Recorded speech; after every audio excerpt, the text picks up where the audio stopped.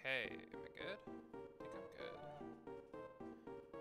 That was a little bit embarrassing. I did a test stream. Cause I wanted to test out my new capture card, make sure it didn't, like, make sure like it worked and stuff. And I made a private live stream on YouTube just to see how it worked. If it did, if it went wrong, it worked pretty well. So I think I should be able to start using it. But I forgot that if you make a stream private, when you broadcast again, you have to like take it off of private. So for the first like few minutes of the stream, I had it privated. Sorry about that. That was totally my bad. But it's okay. We're good. We're good now.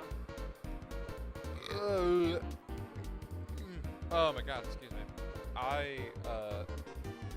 Let's get this started. I fucking demolished a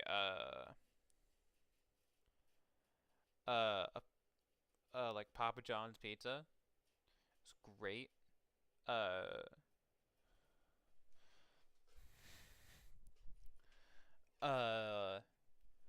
But as a consequence, I feel like shit right now.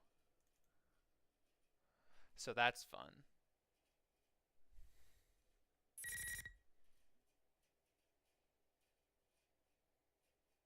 This program is brought to you by the following sponsors. Dojima?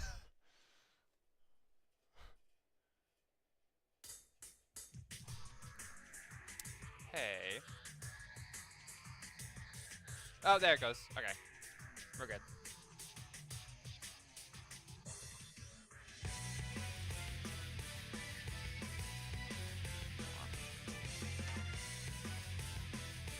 Oh, sorry.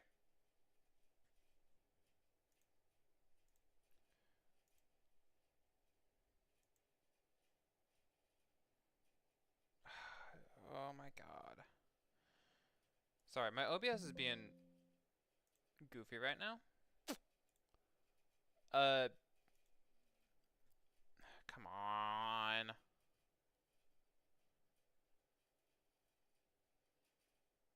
Okay, I don't know why are you doing this to me? OBS. It is no longer private, it is public. Let me see my fucking chat, you bastard. Oh, whatever.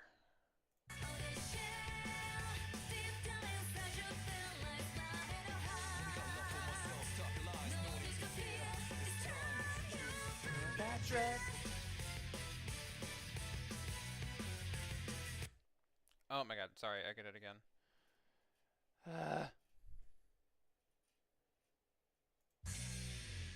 Alright, whatever. It's fine.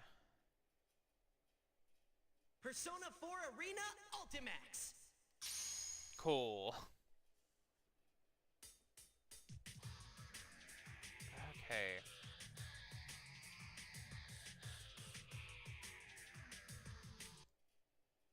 I really want to figure out why the fuck. Okay, well I know why. It's because I started on private, but why isn't it like?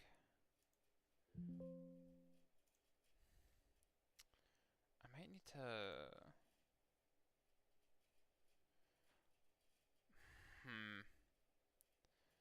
Yeah, it's public.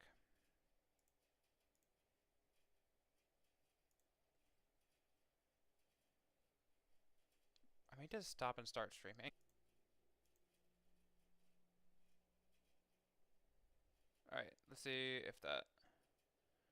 Okay. Stopped and started. Let's load up the dock again. Please. There we go. Okay. Worked. We're good. Sorry about that.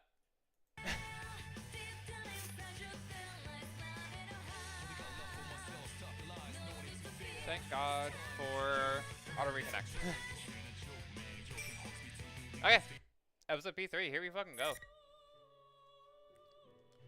Preparations.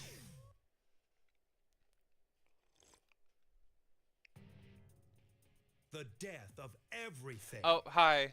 But also the beginning. Hi, Kutsuki. People have filled the world, yet turned it into a void. What The are you only doing here? hope of salvation lies in ruin.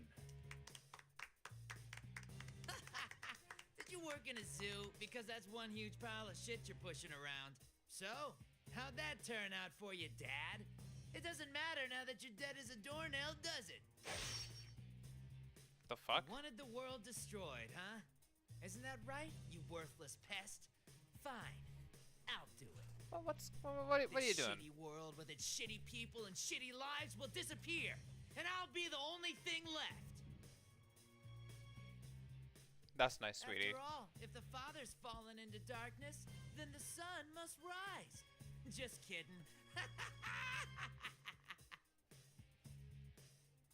Well, that's fun. This guy's fucking nuts.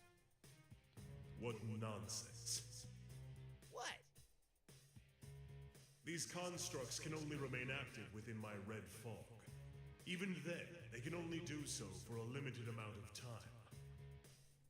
If you have time to waste with worthless sentiment, hurry up and complete your preparations. Ha! You've got no sense of humor. Keep up your whining and I'll have to kill you too. Such impudence. Take them. They are your pawns. Oh, he's making shadows. Okay. They're pretty well made. Fine, I've got the power I borrowed from you too. So now there's no way I could lose. Well then, time to make like a tree and turn over a new leaf or whatever. Okay, buddy. This guy's it's weird. Huh. A puppet version of a puppet. I'll make sure you get the job done this time. Bum, bum. Okay. That's nice, I guess. Now let's begin. Oh god. For the sake of his world. Anime. Oh, there you all are.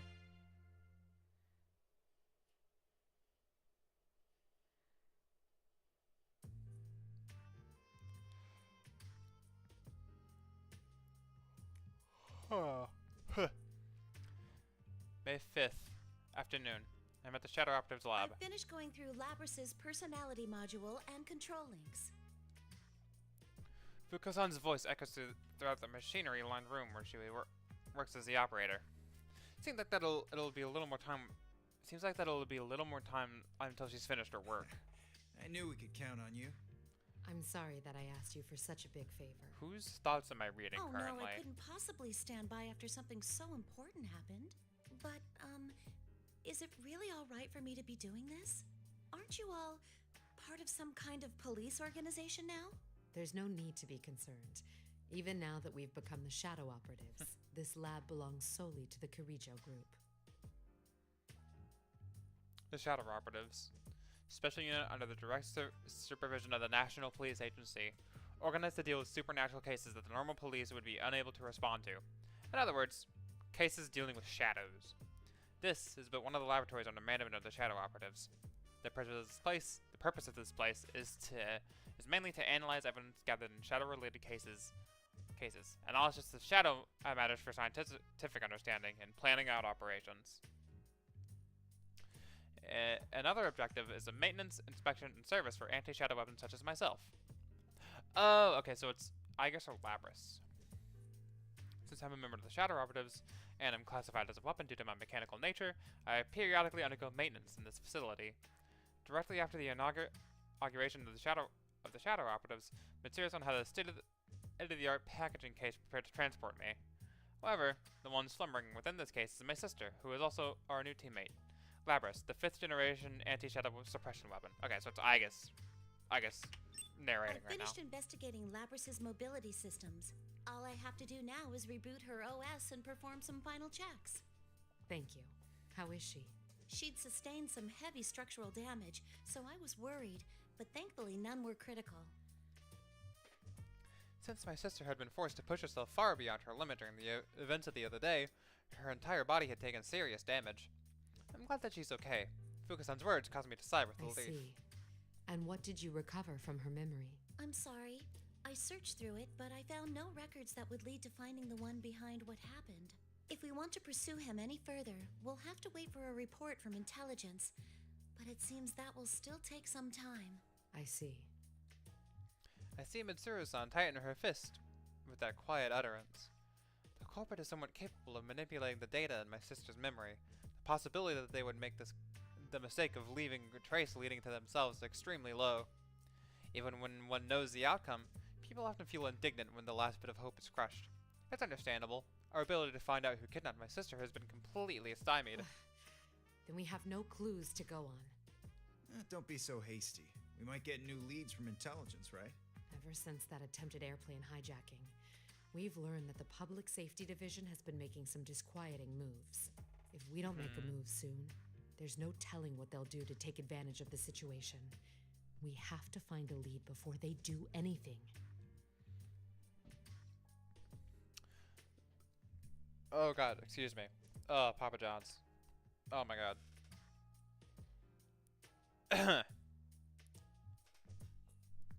Though Akihiko-san has known Mitsuru-san for a long time, Mitsuru-san's expression remains stiff as she tries to console her. But that's only natural. The Shadow Raptors are still in a delicate position with regards to where we stand on the National Police Organization. As a seemingly suspicious group, founded by an outsider and dealing with crimes outside the capabilities of the quote-unquote normal police force, we are often met with the cold stares from the people who should be our fellow investigators when we're dispatched on cases.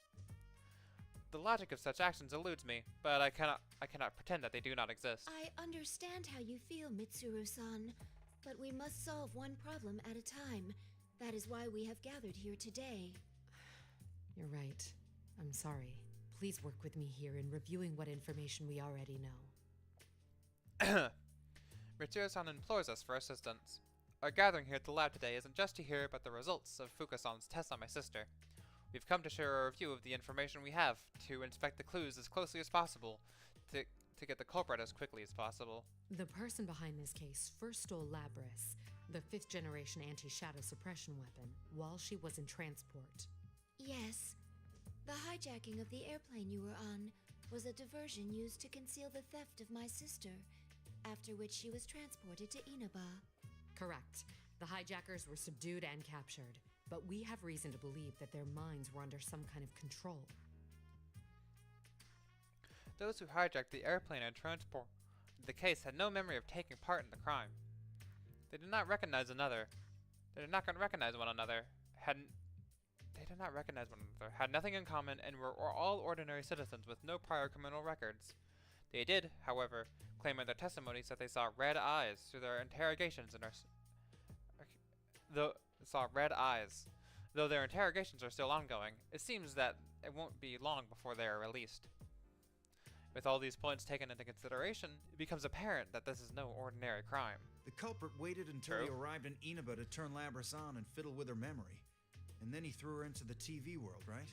Where one's heart and memories manifest themselves.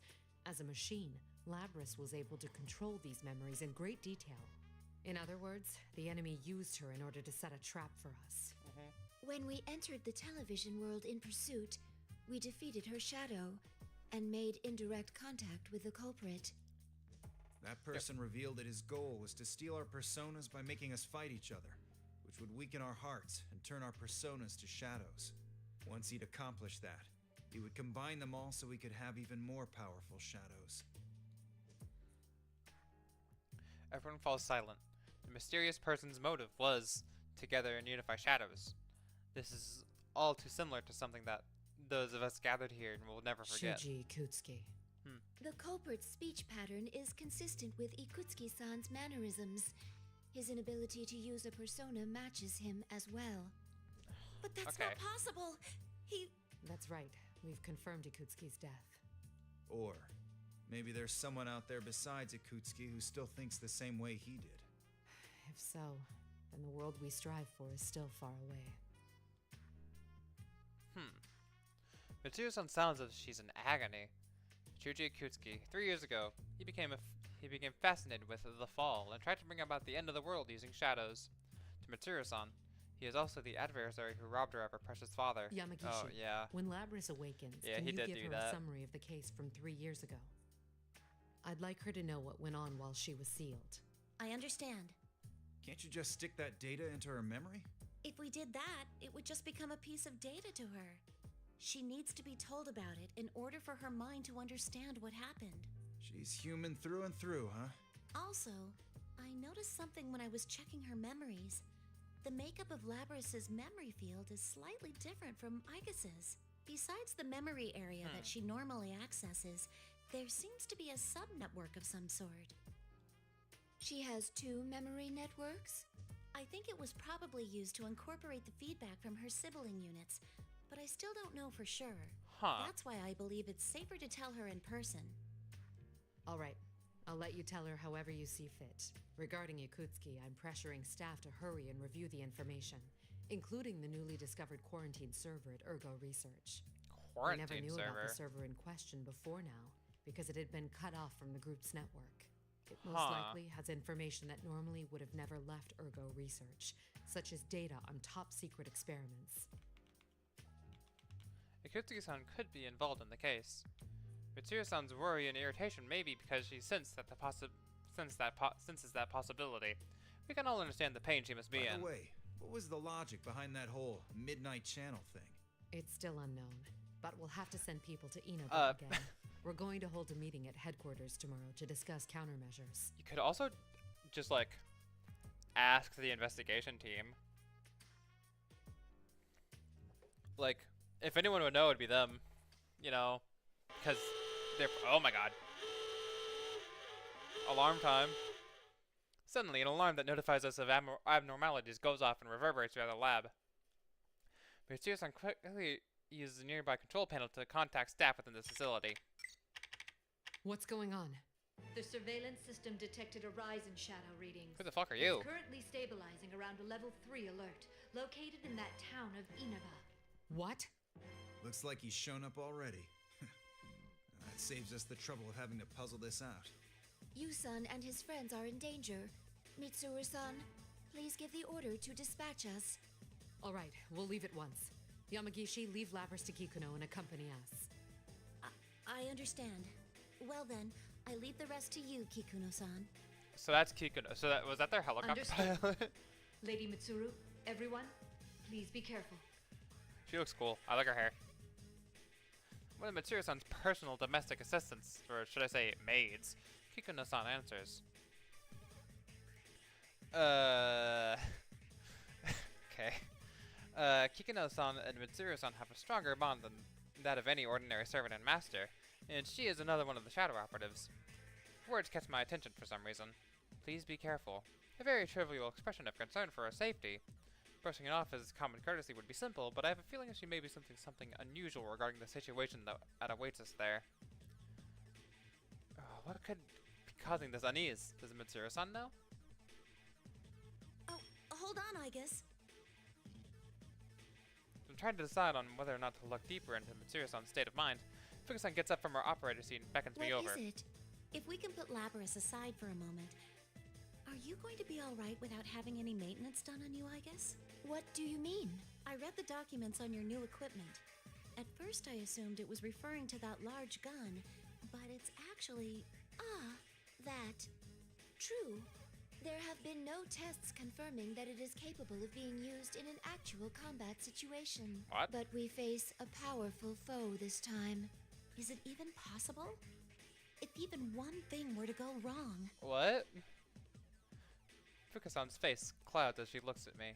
I cannot be confident that I'll be right, and I'm unable to tell her a pleasant lie to calm her down. In any case, I only pray that the situation requires me to use my new equipment never arises. What the fuck are you talking about? Both of us are tense and we prepare to depart. What new equipment? Milady, What new equipment? a change of clothes has been laid out in your car. I see. Thank you. I've also prepared Akihiko-san's favorite protein drink, and Fuka-san has been preparing a playlist suitable for a road trip in her room. That will be all, Kikuno. Very well. Pardon me. Alright. I like that. Like Fuka has like that makes a lot of sense. Fuka has a playlist for every situation. And she has a specific road trip playlist. That's great. As expected from Kikuno-san, she is amazingly considerate, as a personal assistant should be, but she can be too thoughtful sometimes. We learned this for ourselves when she came to accept us as people who are precious to Let's start Mitsuru-san. this over, shall we? Shadow operatives, let's mobilize. Yeah! Thanks to Kikuno-san, the tension in the air subsides a bit, but we cannot allow our attention to wanders now. Upon completing our preparations for departure, we immediately make our way to Inaba.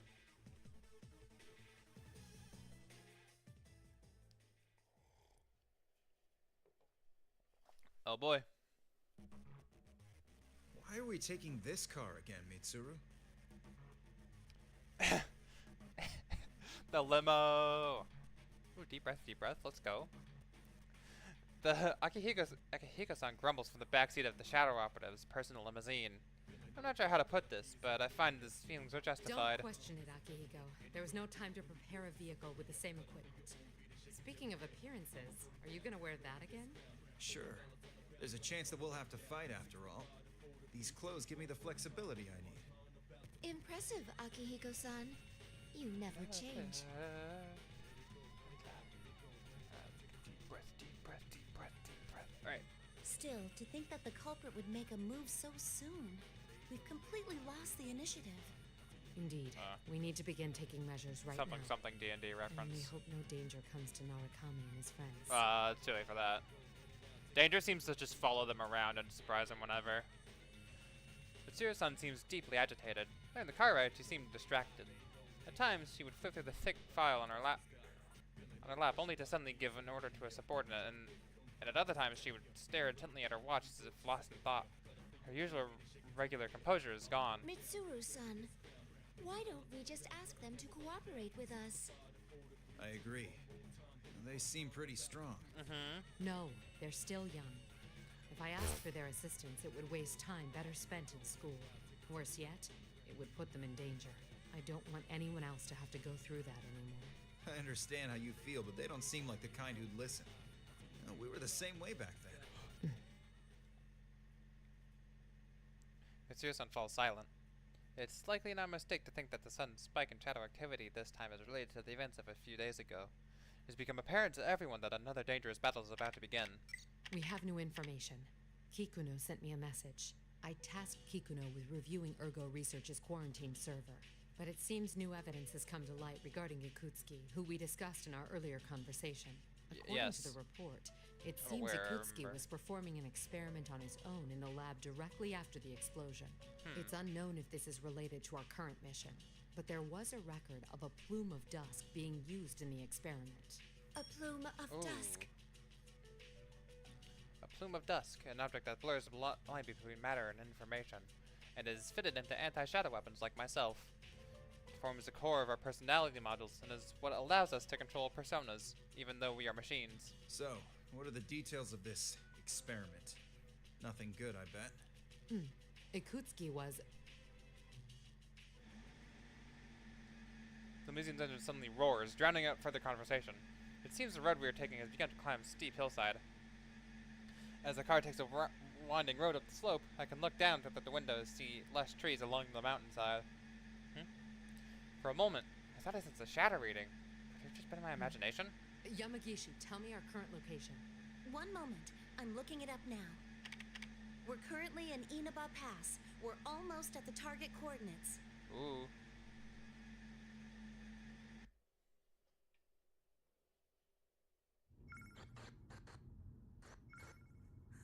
What is this?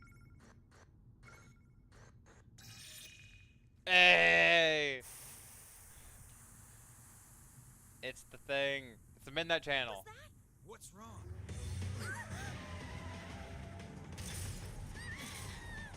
An ambush? What's happening? Driver, what's going on? Answer me! Huh? It's just like during the hijacking. Oh my god. On it. A barrier. Are we trapped? Oh. Ah! Oh my god! That was pretty direct. Oh man, skip the 3 actors, just put them in a car crash, that'll take care of them. Alright, sure. Alright. What's up, Corticon? me when you while you're me when. True. True. Oh man. Okay. See what Yukari's doing during all this. Here we go. Feather chain. Oh my god. Phoenix Rangers. Featherman victory. So, you've come to fight me, Featherman. Merlion, the Your evil facts. forces have fallen. Stop here. How dare you oppose me? Minion Link, step down! I love this.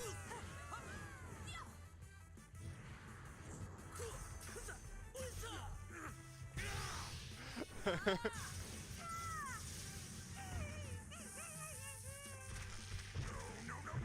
Merlion, prepare for justice. Don't be so sure. Oh no. Oh no, they're all fucking dead. Everyone, I've had enough of this. Ultimate arrow.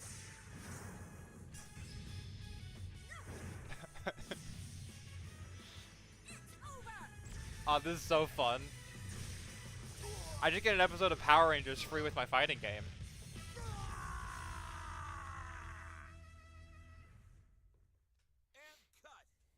Perfect. What a taste. Thank you very much.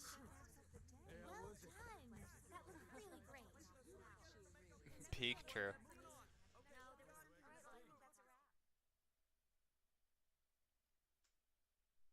That was so funny. Love that they just gave me a fucking episode of Power Rangers. Let's take a 10-minute break.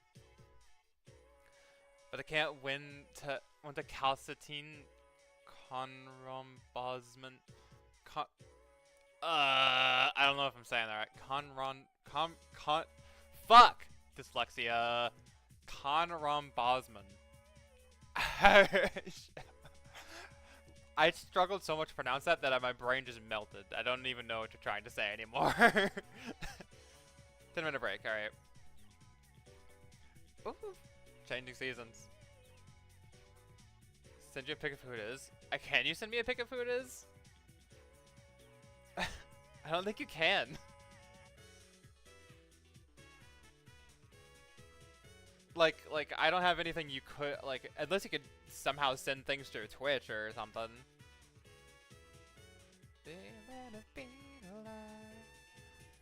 When the director calls us out, the tension in the area dies away. I make my way to the Simple 10 uses our break room and take a sip of my drink. My scenes for the day are done. I'm tired. Ah, I see. That'll do it. Yeah.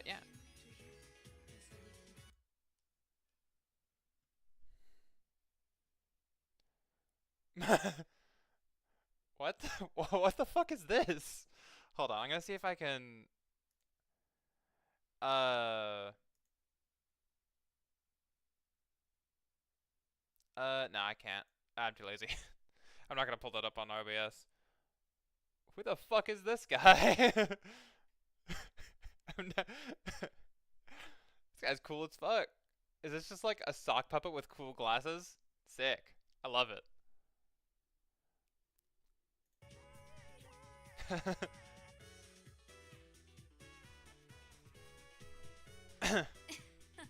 You're on a roll, Featherpink. Different it gives us that big life. Huh? Do you think so? Oh man, I cut my pinky somewhere at some point. And now it hurts to hold a controller, so that's fun.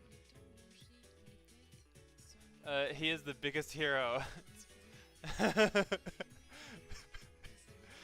got the team Conrombosman. I love that. It's great. Have nothing but good things to say too. Looks like this will have a positive effect on your main job. Hold on, what? I missed that.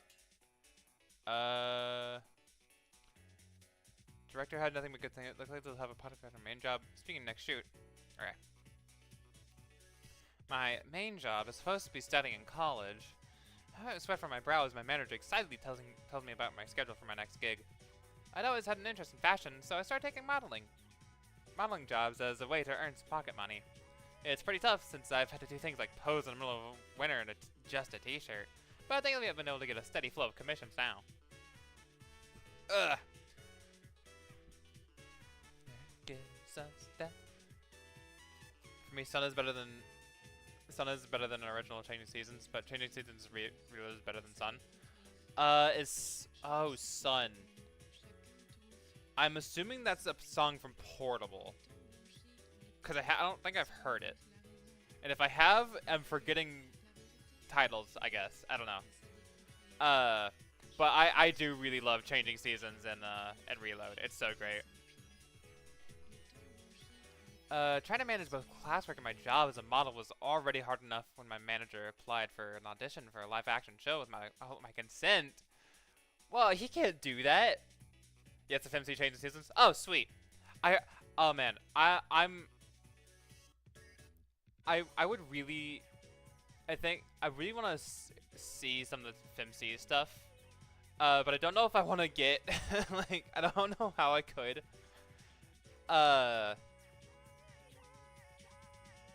Like, I don't know if I want to just buy another version of Persona 3. Just to play the FMC route. I've heard it's good. I've heard there's good stuff in it. I don't doubt it. But I don't know. I've already beaten Persona 3. I'm like halfway through beating it again. So, I don't know. Maybe at some point. Maybe if the Project FMC mod ever actually releases, or ever actually like gets fully done. You know what I mean? Anyway, Job as a model was already hard enough when my manager applied for an audition for a live-action show without my consent, claiming that I should broaden my work horizons. When I mentioned I had practiced archery in high school, it really got their attention. It all made sense to me when I learned that Feather Pink's weapon should be a bow and an arrow, though. As a result, I ended up as a protector of Earth kids. As a protector of Earth in a kids superhero show starting this year.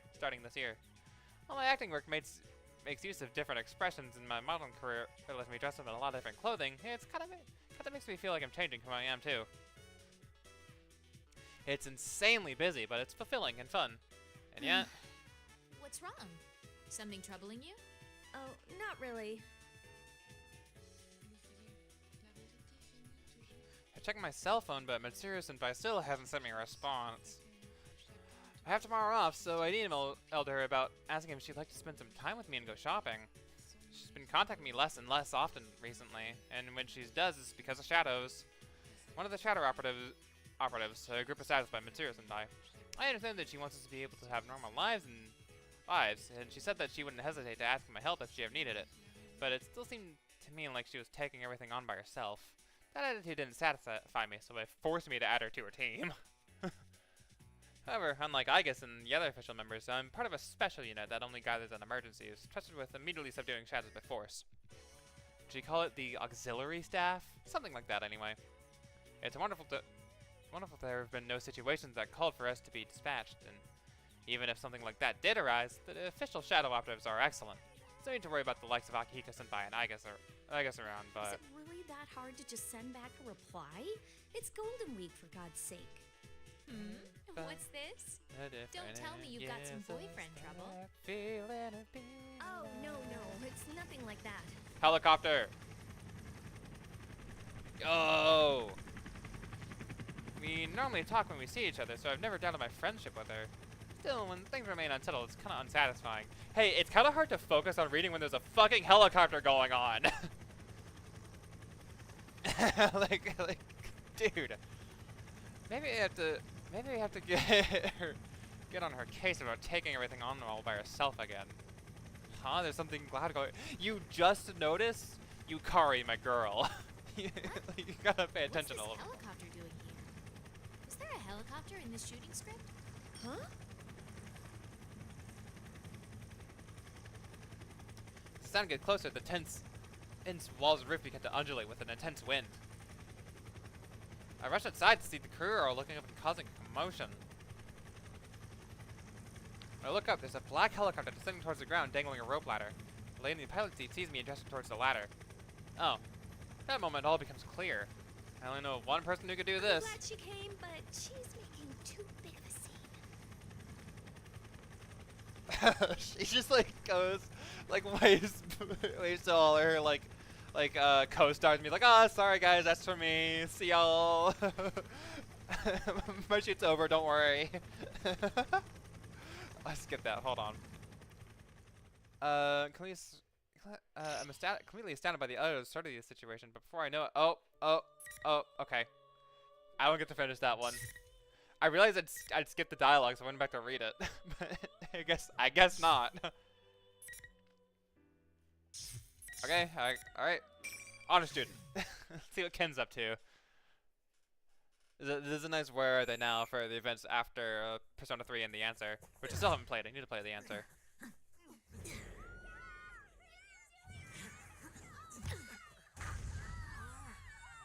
Yay! And I see that Gekkocon's still like a thing.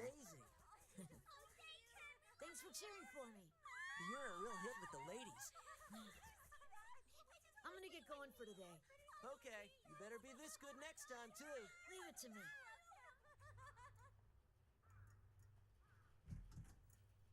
Oh, he's still in Evo Todai. He's still in the dorm. Aww.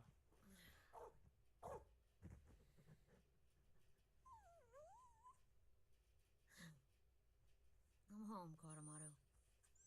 Aww. Oh, my little guy. Oh, don't play this song, you fucking assholes. God damn it.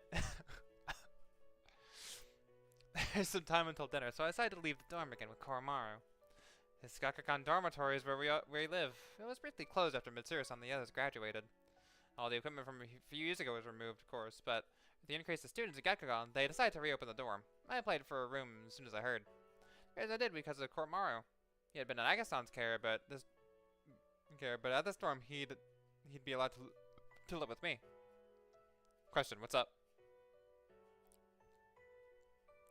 Also, to be honest, I felt that living here let me stay close to my companions who were fighting even now. Back then, everyone took turns walking Koromaru. Now it's my job. The path nearby to Naganaki Shrine is Koromaru's usual route. Koromaru is quite old for a dog, but as he trots along at his usual pace, along our usual path, makes me think for a moment that all the fighting back then was just a dream. Only when I'm watching Koromaru walk like this can I forget everything and feel a little at ease. Oh, it's my shrine. It's the shrine.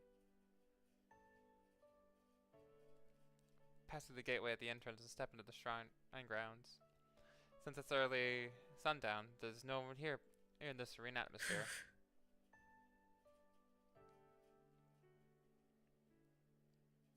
Do you know how to pronounce this letter? It's the ny. It's the ny. Yes. It's hard to just like say without any surrounding letters, but yes, I do. I remember that from my Spanish classes.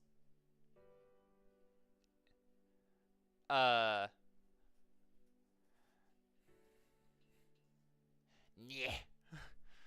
I'm trying to think of a word that has it in there, and nothing's coming to mind. But yes, I do know how to pronounce it. If you're quizzing me on Spanish, though, I don't. No, it isn't. Oh, did I read it wrong? Oh no! Hold on. Let me get closer. Oh, that is a tilde. Hold on.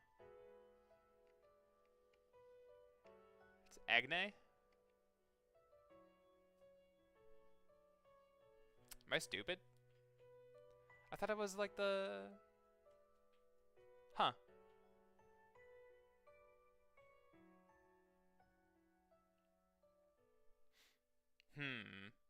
Okay. You know better than I do, okay. Listen, man. I took Spanish classes in high school, and high school was like a while ago. I don't remember anything, apparently.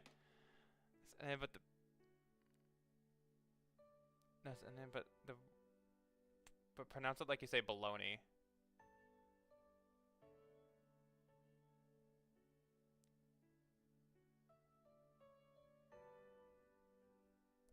Oh, it's in a. Oh, you're asking about like. Okay, I thought you meant like when it was in a word. I see. I see what you mean. I can. It's in yeah. Uh. Like I said, like I couldn't like. I. How do I explain this? I thought you meant like when it was like in a word, then it has that weird. Okay, I see what you mean. I see what you mean now. Yeah, but yeah, it's Inye. It's whatever. Spanish isn't my specialty. I can barely speak English in the first place, my guy. Is why are you quizzing me on Spanish all of a sudden?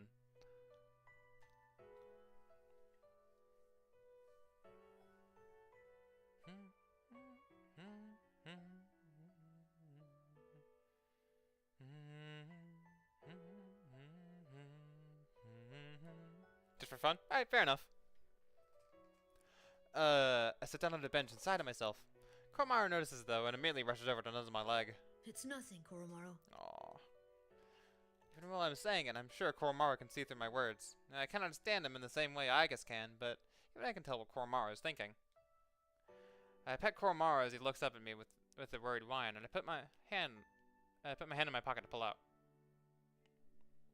Oh. It's a shadow operative's badge that Mitsuru-san had given me. Koromaru wears the same badge on his collar. Even if she gave me this, I know it's just for show. I bet everyone else is working hard right now. Aww. This morning, I got a call from Nana-san for the first time in a long while. It seems like he just come back from Japan from a year-long training journey. Wandering the world. Yeah, I knew he was the kind of person who wouldn't put himself through anything in order to get stronger, but this is the sort of thing that you only hear about in stories. Sanada-san told me that he had gone to see Mitsuru-san directly after his return to the country, but had immediately dispatched to an emergency. He's currently busy with that, so he just said that he would tell me more about his trip some other time. I know that being a shadow operative must be tough, but he seems so excited when talking about them, so it's like, get these pent-up feelings I'm a inside. member too, you know. Oh. A member, yes, but only as part of a secondary unit that gets called in extreme situations. Being part of a special suppression unit has a cool ring to it that I like, but the official shadow operatives are each given a unique number. For example, Aiga-san is number 5. We don't have that, we're just auxiliary members.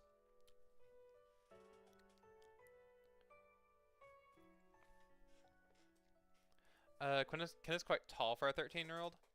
This game he is 13 years old. Well, for saying he's tall for 13-year-old. He's 13 in this game? I thought he was in high school. Weird. Well. I guess Japan schools is weird. No, but even then, even if he was a first year in high school, he'd be like 15. Why is he 13? That's weird. How is he in high school at 13? Is he just that good? Is he just built different? Maybe.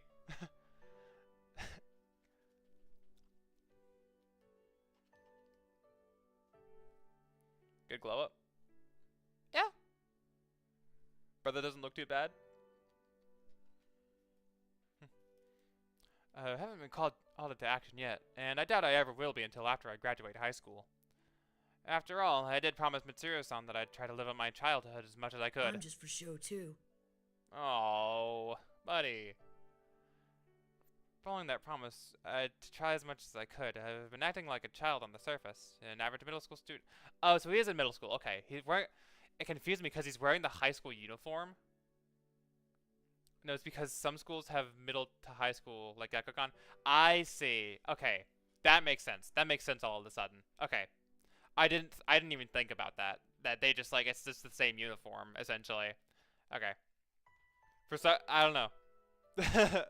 I saw the uniforms and thought that's Gekkokan High School and only high school. There's no middle school. There's no middle school in Persona. Middle school doesn't exist in Persona. It makes sense though. But yeah, he is very tall for a 13-year-old. Like, huh. I wasn't that tall when I was 13. I don't remember how tall I was when I was 13, but I wasn't that tall. Following that promise to try as much as I could. I've been acting like a child on the surface. an average middle school student, studying and helping with club activities, even taking part in student council. But I haven't officially joined any clubs, and the reason why is because I asked Mitsuru-san to call me for help if she ever needed me. I know that no organization or the police would be able to command an underage person, let alone someone in middle school. I'm only a shadow operative for show, and only a child for show. If this continues, I won't know when I'll ever be able to go back to who I really Making am. my life my own is actually pretty hard. Oh. Sometimes I lose sight of what I'm supposed to be doing. Poor guy. Think back to the words left by a person who saved my life. I thought I'd come to understand them at one point, but as time passed, their emotions began to rear their heads. It's completely dark now. We should head back home, Koromaru.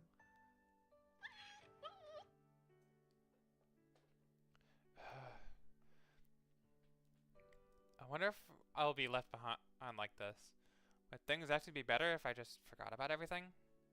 But could I live with myself if I had the power to fight and did nothing with it? I've been thinking a lot about that. I stand up from the bench and look across the dark, quiet temple grounds. I reach my answer just by thinking about it. I know that. But at that moment... Kuromaru suddenly barks at me. It's been a while since I heard him bark like that. I'm getting more and more mellow these days. What's that sound? Rhythmic noises are approaching me from above. The wind becomes stronger and the trees around the temple begin to rustle. Not gooning enough. Not gooning enough. So I hear Tolkien. Is that how it works?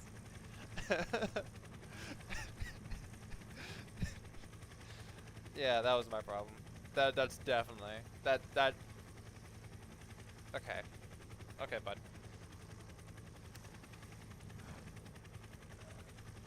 Oh. You got this. Yay! First ban of being promoted to moderator. So proud of you. I'm so proud. I'm so proud of you. Look in the sky and a bright light turns on, high above. As my eyes adjust, I see a previously hidden black helicopter in the otherwise pitch black sky as it's like something out of a movie. Is it the military? No, that can't be right. As if to answer my doubts, the searchlight streams down, pinning the shadows to the ground. Yippee! Something's happened. Something's happened. It's my first thought. I don't know why, but for some reason I sense elation rising up through my body. Let's go, Koromaru. Doggy! Grip my shadow operative badge tightly and thrust it back into my pocket as I take a deep breath. I run towards the helicopter. That sure is why I gave you mod. For pretty much this exact situation. Alright, to be continued. Alright, let's see what we got. Labrys's dreams. Oh, and another one. Junpei's dreams. Well, going sort of top to bottom, left to right. Start with Labrys. But like I said in Ghost Stories, I know what you're talking about. Oh man, the Ghost Stories dub. Oh, it's so cursed. Oh. Oh, I really hope this is... Pretend like there's a big black man chasing you. Ah! I'm gonna have to put the clip up. I'm gonna have to put the clip of that in there. If this bit is makes it into my cut of this series, then I'm gonna have to put that Ghost Stories clip up. God, the fucking Ghost Stories dub is so funny. It's so stupid. I love it. It's so dumb. I haven't even seen it. I just see the clips. That's all I need, really. Oh, you're at Yakushima. Right? Yeah, it's the Yakushima beach. Blue skies and a zero ocean spread out before my eyes. Gentle breeze brushes my cheeks as I stand on a blindingly glistening beach while the sun shining high above. Sound of the waves is calming. What am I doing here? Wasn't I going through maintenance at Mitsuru-san's place? Forgot you were dyslexic. Yeah.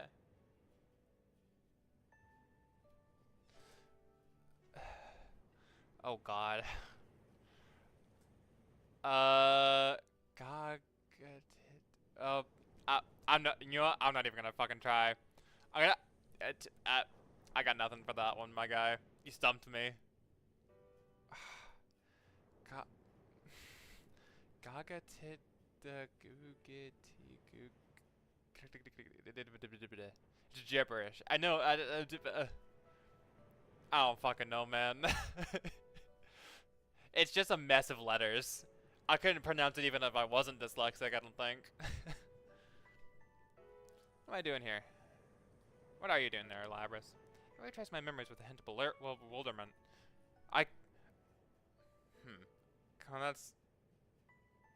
Oh, that's some moments from the Ghost Stories dub. I mean,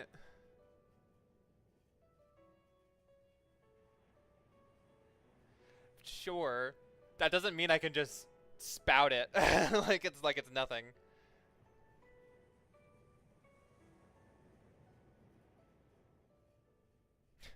God, you're dyslexic. Oh wait, hold on. I think I.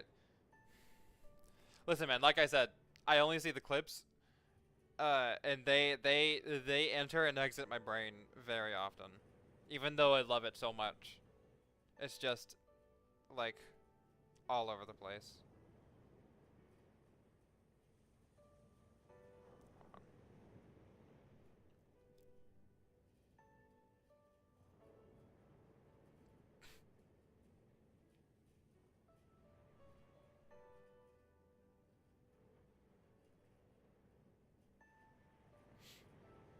Yeah, okay.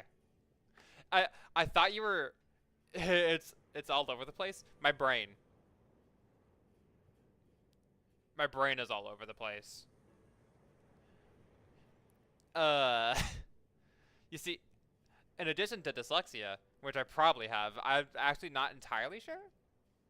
I also have ADHD, which is just an amazing combo.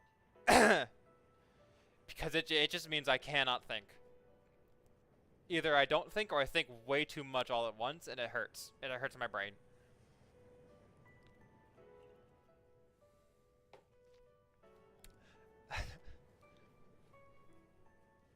Yeah, my thoughts in my brain bounce on like billiard balls, and I have no control over it. So let's place. Oh my god, buddy. Okay, that's all right. Cool, sure. Ugh. Anyway. Hey, do you know we're playing a video game? I retraced my memories with hint of bewilderment because I had previously been damaged in a recent battles. It was to undergo full repairs at the laboratory in the Shadow Operatives facility. It was placed into a protective case, and Fukusan explained that it was going to happen while Aiga stood nearby. This must be a dream then. I vaguely remember the sensation. It's similar to something I've been experienced a number of times before. Fukusan said that she would shut down any consciousness during maintenance. Thus, I shouldn't be able to dream. This is a random phenomenon occurring in my reboot process. I'm dressed like this again. Oh yeah, she's like human appearing now. I didn't even notice. She has the Yasogami uniform and her like normal human skin.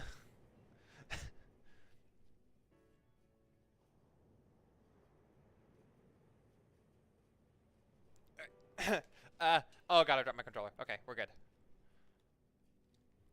I'm wearing the uniform from Yasogami High. I'm wearing the uniform from Yasogami High. My arms are human arms. Since what's in one's heart can be reflected in dreams, this must be one of my desires. Still, I know it's nothing but an illusion. And I understand, and I won't deny it any longer. This isn't really an appearance that I wanted to recall so soon after what happened yesterday. But it seems like the me deep within my heart won't let me be that way. Still, as I gaze at the scenery, I eventually stop caring.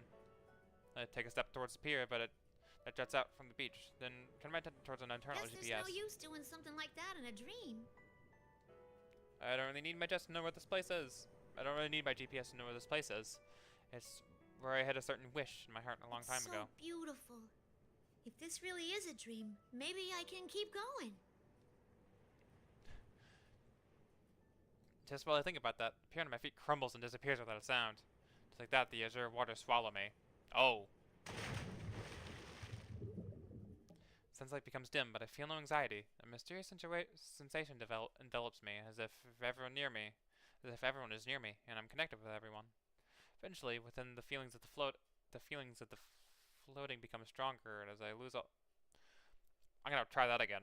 Eventually, when the feeling of floating becomes stronger, and I lose all sense of up and down, the sea changes into a field of countless lights in the darkness. Now, where could this be? It seems I have an odd guest. Oh! Hi, Elizabeth! You're that misrepresent. No. No. President? Ah, yes, Miss President. There you go. We met the other day. I turn towards the voice and see a familiar woman in a blue dress. Elizabeth. She gave me a word of caution during yesterday's battle when I had been turning my eyes away from my true self.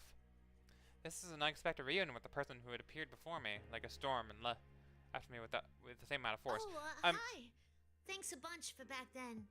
I didn't get to thank you properly at the time. I'm sort of struggling with whether or not to do her accent, because I don't think I can.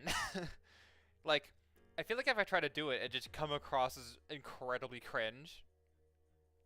And I've been trusting it a little bit. You might have been able to hear it, but I don't know. It feels weird. it feels the words feel weird coming out of my mouth when I do that. Whatever. You faced yourself and overcame the ordeal through your strength alone. And the feelings of those at the scene certainly helped as well. Still, my assistance was merely the cake under the ice. Under the ice? I don't know what that means, but this place is Elizabeth. beautiful. Where am I? This is a world within people's hearts.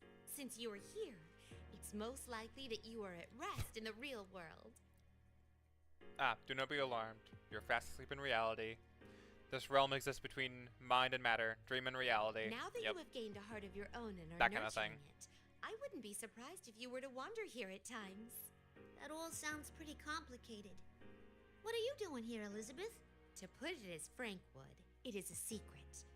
There was something I could say about it. I am yearning for an unseen power. To put it as Frank would. I know what she means. She's trying to say to be frank. To put it as Frank would. Sorry. That's really funny. I love Elizabeth so much. Huh? You want power too? Even though you're insanely strong already? Oh, all this talk of power has reminded me of something. It seems you have obtained a new power through that battle earlier. I do not mean to be rude, but my adorable personality cannot restrain my infinite curiosity for such things. Would you show it to me? Huh? Wait. Hey, hold on now. Are you saying you want to fight me right this minute? My, how could I have forgotten? A boisterous brawl in this place would certainly not Oh. be elegant. I'm not talking about where we are. Worry not. I will prepare a worthy stage at once. Oh god, where are you gonna take me? What? Huh? She flips open the book in a fluid motion. As she does, a blue circle draws itself in the air and the scenery around us changes. Not flashbang, okay. Oh, why here? This place. The tranquil ocean-like area changes into a familiar place. It's the announcement room that the student at the school I had created. Beyond the glass is a red-stained room hanging corpses of my sisters I had destroyed with my own hands. I feel a lump in my throat as the memories come back to me. I look down and see that my body has returned to its cold, white, metallic one. This is my true form. Are you a bit shaken? My apologies, but it seems we're being pressed for time. Before I can sort out my emotions, the aura I feel from Elizabeth begins to intensify. She's coming. Without further ado, here I come. Your Fate is in the cards. There's Thanatos.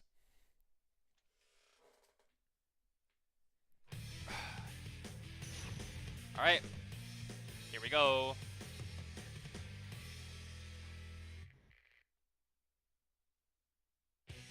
Finally. Ooh. Battle for everyone's souls, hell yeah.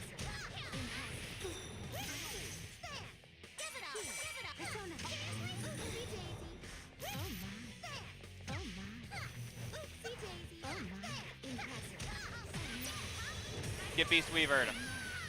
Please don't be sick. Remarkable. Remarkable. Oopsie daisy. Ha! My turn. Here, I'm freezing. Please look above. My turn. Summoning. Oh no. Impressive. Sweet.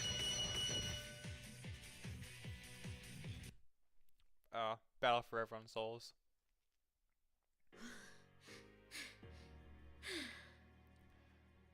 Being a man is actually fucking gay. You literally have a dick attached to you at all times, and that's really gay. True. Fellas, is it gay to breathe?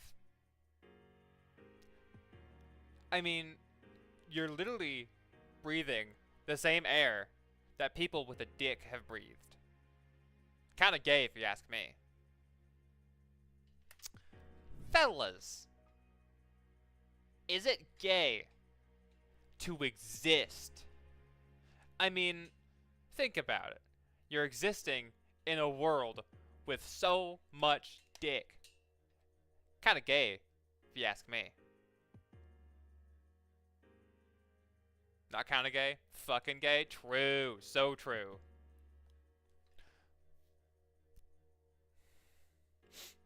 Well Anyway. done. I have indeed witnessed the power you have acquired. Well, I was preoccupied with fighting Elizabeth. I remember something. This is the place where I face myself and gain something precious and irreplaceable. Yukun, Mitsuru-san, and all the others. Imagining their faces caused a mysterious strength to well up from within me. Have I gotten stronger? Elizabeth smiles. She calmly returns to the conversation we'd been having. Whether you can accomplish your wish and your heartfelt promise is up to you. If you can't do it, no one else will be able to do it for you. But from a different perspective, that means that anything is possible depending on you. Don't you think it could be perceived that way? If I do it. That is correct. Though, it would be most important to prioritize overcoming the ordeal that is coming your way. Huh? What ordeal? Isn't this just a dream? The ordeal that has made itself known quite close by.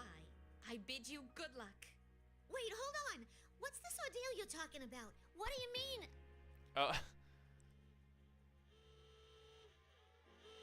The announcement room begins to fade, white and disappear into the distance, and I hear a siren-like sound. In sync with the siren, Elizabeth begins to grow hazy as well. Wait! You have to tell me more! No, that's not how Elizabeth rolls. You can't. She never elaborates. That's why you should kill yourself now. I need a lightning sound effect. Anyway, my own voice lost in the warning sound that crashes over me like waves. Just need to talk to her just a little more.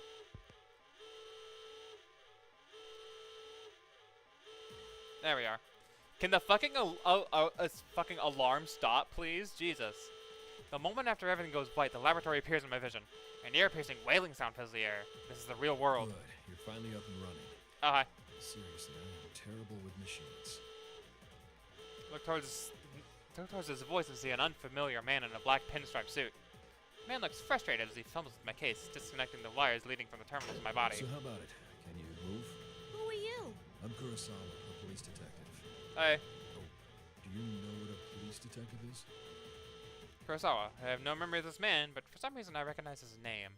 This must be information that was inserted into my knowledge database. Beginning personal scan, matching eyes and voice print, identified. Detective Kurosawa. Oh, are you with Mitsuru-san and them? Something like that. As far as I can find in the database, he seems to be a person who can be trusted. He has a long history of private and public interaction with Mitsuru-san and the other shadow I'll make operatives. this quick. There's an emergency. The car that the lady, that Mitsuru Kurijo is in, has gone missing. Oh, damn. Mitsuru-san? What do you mean? Yeah, they fucking crashed off a mountain. An emergency, she's missing? Only after hearing this do I pause to re-examine my surroundings. The siren must be in response to these ongoing events. I'm unable to get a grasp on the situation, and only become more We'll confused. talk later. We need to get to the roof. As he speaks, Detective Kurosawa tosses me a small bundle. Oh. I open it to find the Yasugami uniform I'd been wearing in my dream. Do you want me to wear this? Oh, I guess if you're going to Inaba, you probably want to blend in. But I guess. Yeah. No, I'm so perplexed. I put on the uniform Detective Kurosawa gave me and follow him as he runs the stairway. I see that his gun... Oh my, oh. I see that his gun is drawn. And as he bound upstairs, I desperately asked him the questions boiling in my mind. Are Mitsuru-san and the others okay? Who took them? Go quietly. We've got to hurry here. We were being pursued, too.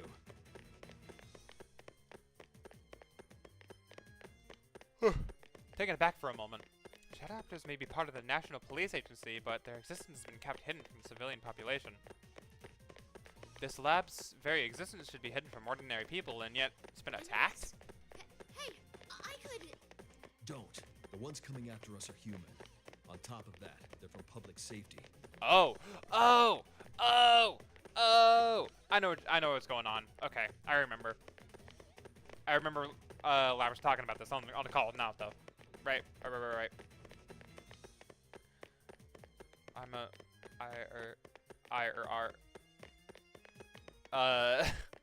You okay there, buddy? The box. The box? The box?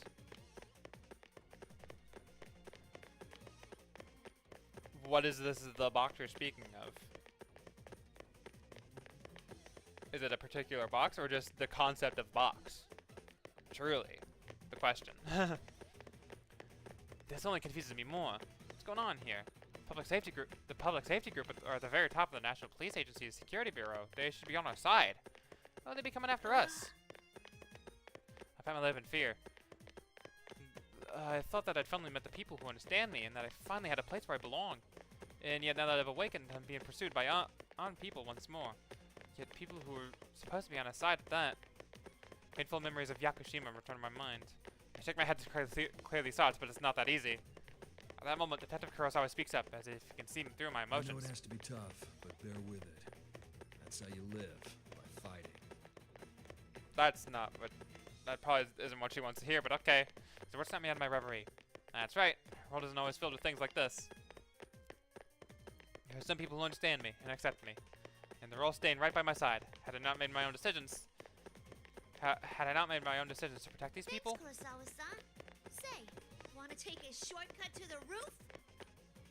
That! I pick up Kurosawa's and run ahead. I'm gonna do everything I can. What are you... I jump and ignite the boosters on my back. Kick off the wall. It's a bit of a rough move, but I've determined that it's our best interest to proceed as quickly as possible in this situation. Here we go! Oh? Jetpack. We shoot the staircase as to the next landing, and where I kick the wall, I'll again descend, is flying up the staircase in the opposite direction. Oh, she's fucking wall jumping. I repeat this a number of times, rocketing us up to the extremely long staircase and allowing us to reach just the door to the rooftop in less than a minute. You're gonna give him whiplash. You've got some nerve. Sorry. It's fine. Looks like I can trust you to get things done. Detective Kurosawa seems pale, but he stands up and I see the strength of will in his eyes as he speaks to me. From here on, this is a battle that only you can fight. When he opens the door slightly, the chilly air from outside rushes in through the gap. I'm putting their lives in your hands. Kurosawa-san opens the door fully and the wind whiffs at us. To be continued? Oh, guess not.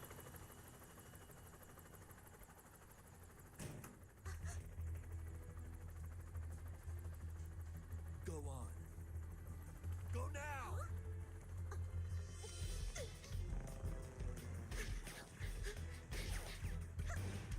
Gotcha! Okay! Hikaru-san, let's go! There they go! That's a fast fucking helicopter. a lot of distance to a lot of height to gain all at once. Looks like we managed to get away. We got out in time. It's nice to meet you, Labras. I'm Yukari Takiba. Oh, yes. I'm Kanemata. Wow, so it's true that you're like Aiga's-san. Oh, he's so hyped. Oh, a dog. Oh, and this is Koromaru. Huh? A dog? A dog? It's not just a pet. Koromaru might not look like it, but he can fight as well. Koromaru, my goat. Beginning personnel scans.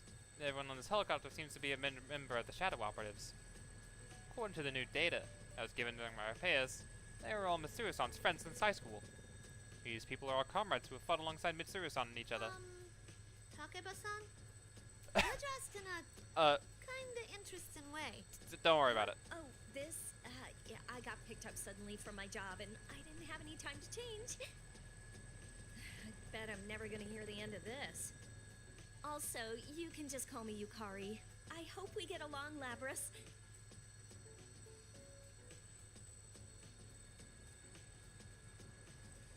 But to think that organization would come after us now at such an important time. If Kurosawa-san hadn't gotten that tip, we'd be doomed. Hey, right. What's going on with those guys?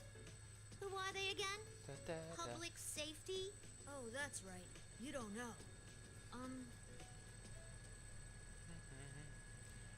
Kenkun politely explains the situation to me.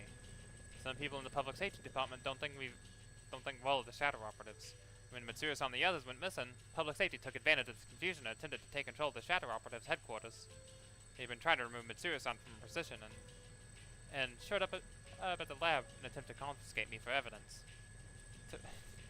How do you confiscate a whole ass person? Like, how did they think that was gonna go? Like, you can't just say confiscate me. Like, like I get she's a robot and everything, but like she's about as this robot is more of a person than some actual people I know. You can't just confiscate her. That's not how this works, guys. I should have allowed to confiscate me for evidence. To move quickly after she disappeared, though. Public safety must have had some way of knowing what's going on with the Shadow Operatives. They say Mitsuru-san set everything up. She would never. I can't understand it either. All this about honor and adult circumstances is foolish. Yeah, but there are some people in public safety who don't agree with that. Or else Kurosawa-san wouldn't have gotten that anonymous tip. Oh, that reminds me. I wonder if Kurosawa-san's okay. He'll be fine. Koromaru says that he's alright. Huh? Can you understand dogs too, Yukari-san? Well, no, but I've known Koromaru for a while, and that just seems like what he's saying. I'm sure Kurosawa-san will be just fine. Koromaru-san's white fur reminds me of something. Snowy. Oh! God damn it. Yeah, it's already fucking tugging at my goddamn heartstrings. Fuck you, game. You piece of shit. Stop making me feel things. Friend who I met on the southern island. I can tell from Yukari-san's words that all the other people here in this helicopter know each other very well. So where are we going now anyway? We're gonna go look for Mitsuru-san and them, right? Right. It looks like there was an increased shadow reading someplace called Inaba, and they were headed there. We'll go that way for now. Inaba. That's right. It's going to be a continuation of the events from yesterday, an ordeal. Don't look so gloomy. Oh, god damn it. I'm sure Mitsuru-senpai's fine. She's got Akihiko-senpai, Fuka, and even Aigus with her after all. Big true. Oh, right. You're Aigus' sister, aren't you? Yeah, that's right. I was made just before her, though. Older sister. You seem so stiff. You don't need to be so polite with us. I heard that you were an earlier model than Aigus-san, but you don't seem less advanced at all. You seem perfectly normal. Do you fight with that axe you're carrying? Could I touch it? Two of them are interacting with me quite normally, even though they know I'm a machine. Even though they must know what happened in Inaba and about my past. That acceptance makes me happy. Koromaru-san is gazing intently at me, too. Yukari-san, have you been able to make contact with Iori-san? The man? A voice from the cockpit interrupts us. Kikuno-san, Mitsuru-san's maid, is in the pilot seat. She seems demure, very demure, very mindful. Seems demure, but if she can pilot a helicopter like this, her skills seem to know no limits. But I've been told that Kikuno-san isn't a Persona user. Isn't it dangerous for her to come with us in a situation like this? I completely forgot. Hold on a sec. Kari-san pulls out a cell phone. Seems they are trying to meet with Junpei Iori, another part-time shadow operative and a fellow comrade since high school. While Yukari-san is on the phone, I decide to ask Kikuno-san about the doubts I have. Saikawa-san, you're not a Persona user, are you? Saikawa. Please call me Kikuno. And no, I only have the potential towards the dark hour. Oh, I didn't know you had that. Even the maids in the Kirijo family Oh. are amazing. Oh, I So see. that means you can't fight shadows, right? Then ain't it dangerous for you to come along? I have the correct information. If I have the correct information, then the grotesque monsters known only as shadows, our enemies, can only be defeated by people who use personas. In other words, since Kikuno-san is an ordinary human, she could never defeat a shadow, even if she was the most proficient warrior in the world. If she ever encountered a shadow on her own, Kikuno-san would face an immediate death. And yet she smiles warmly as she answers me. There are more ways to deal with shadows than the direct method. We've The never fuck met do in you mean? person, but I was involved in the operation to rescue you last time. We all do whatever we can to the best of our abilities to fulfill the roles we've been given. That is what it means to fight. Wow, she's a true professional. Yeah, you could say that. To be honest, I don't understand. True, Kikuno-san is helping us by piloting the helicopter for us, but if that's all it took, then someone could easily program me with the ability to fly a helicopter. There would be no need for Kikuno-san to be exposed to the danger of having to join this operation. I see. Can't think of any other words to say, and I look away from her. I end up meeting Kim-kun's eyes, and I feel a little awkward. It's no use. He's not picking up. This is so important. Why now? Because it's Junpei.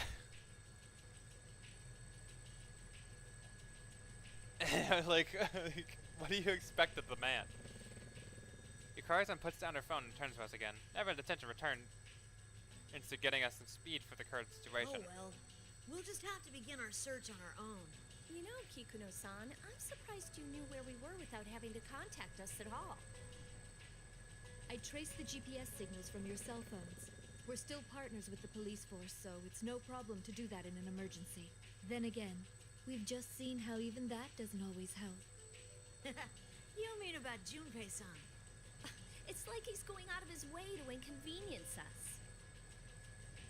Kari-san sighs with an exasperated expression. As I reflect at this, Junpei appears to be something of an odd person. Kikuno-san taps her armrest for Oh dear, remembering I something. almost forgot. Labra-san, please review these documents until we arrive at our destination. Confident, and she'll classify it. That Kikuno-san hands me a folder. Fuka-san asked me to tell you about this, but under the circumstances, would you please look through the material on your own? They flip through the documents in the thick file. I notice certain names appear again and again. Mitsuru, Akihiko. The names of everyone here. What's this? It's a summary of the activities that took place 3 years ago. 3 years ago? You must mean... Oh yeah. I see. Whoever's behind what's going on is definitely connected to those events. 3 years ago refers to an incident involving Mitsuru-san and the rest meeting one another. I haven't had the chance to go over this in detail, but supposedly it's the case that became the impetus for Mitsuru-san to establish the Shadow Operatives. And the bonds that they have formed among each other. They were nurtured in the battles they took part in back then. Such deep connections look radiant to my eyes. So it's important that I learn more about what happened then. As important as learning more about who, or whatever, is behind the events going on now. If I wanted more information on it, I could just transfer the data directly in my memory. But by actively reading like this, I was able to understand what happened. My thoughtfulness of treating me the same as a person makes me happy. Kikuno-san glances at me once more and nods slightly as if in approval. I think it looks good on you. A proper appearance is important when going out on a grand stage. Does that mean the uniform I'm wearing? Oh, I get it. She must have been the one who prepared the Yasugami uniform that Kurosawa-san gave me. Her sudden compliment is a little embarrassing, but I can't help but smile. I mean, this uniform, to me, is proof of my connection with Yukon and his friends. Thanks. Aw, that's really sweet.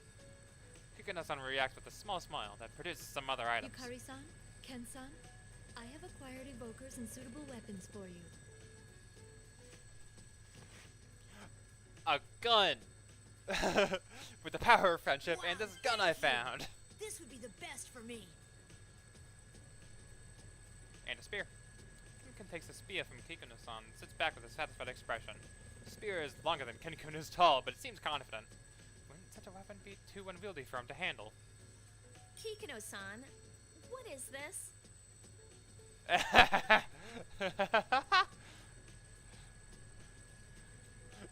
She's like, come on. It's part of the you know, kicking us on Hanji-Yukari weapon appears to be a large pink bow that perfectly matches the suit she's wearing. Upon seeing it, Yukari-san looks baffled. It's the ultimate arrow! It's so pink. It is so We pink. acquired reference material from the publisher and had it made. Don't worry, it's more functional than the prop on your show. It's really funny. I'm pretty sure that makes it the best bow ever created, but... In actual combat, I thought that using a form factor you're comfortable with would be best. Oh, I wasn't expecting you to have a logical explanation like that. Was my arrangement unnecessary? Yeah, it was unnecessary. No, it's fine. I like it. Can I see it for a moment? As Kinkin reaches towards the bow with interest, I sense the helicopter tilt We're slightly to the circling side. around. Please hang on to something. Helicopter leans more sharply as Kikuno-san speaks. It seems that we need to take more fuel. Take on more fuel before we reach Inaba. I reflect on Elizabeth's words as I look down and on the view spreading out below us. Reminds me of this mysterious sea-like place. Oh.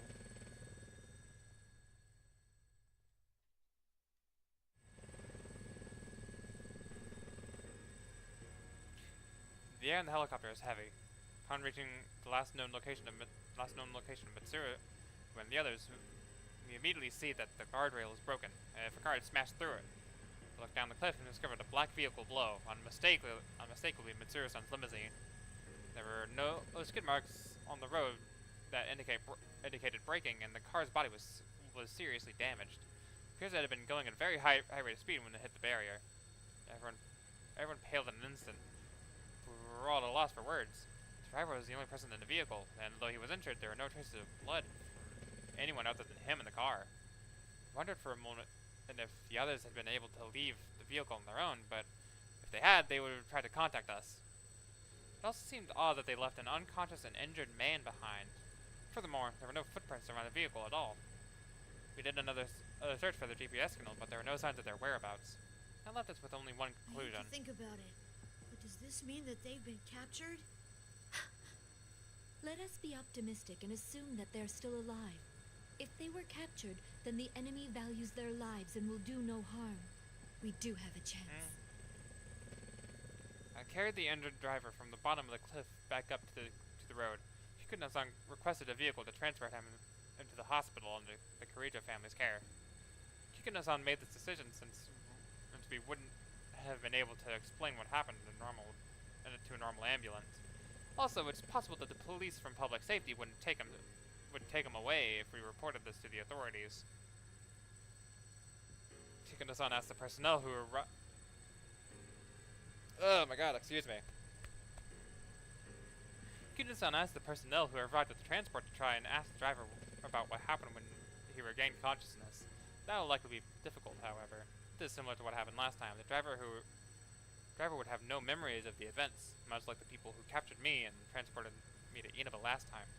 However, there's no guarantee that the same had happened to the limousine driver. Not long after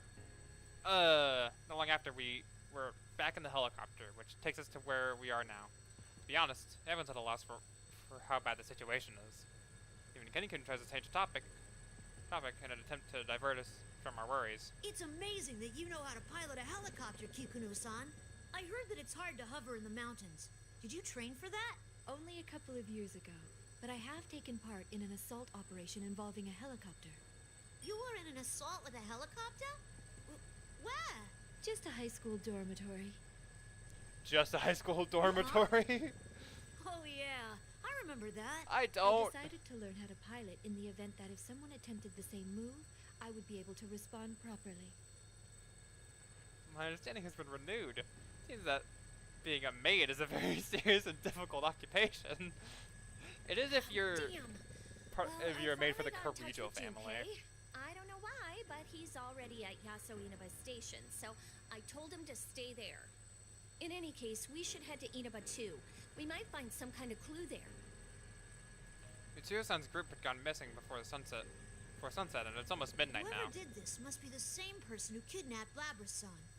It's unthinkable anyone else would be able to do that. The question is what he intends to accomplish by kidnapping them.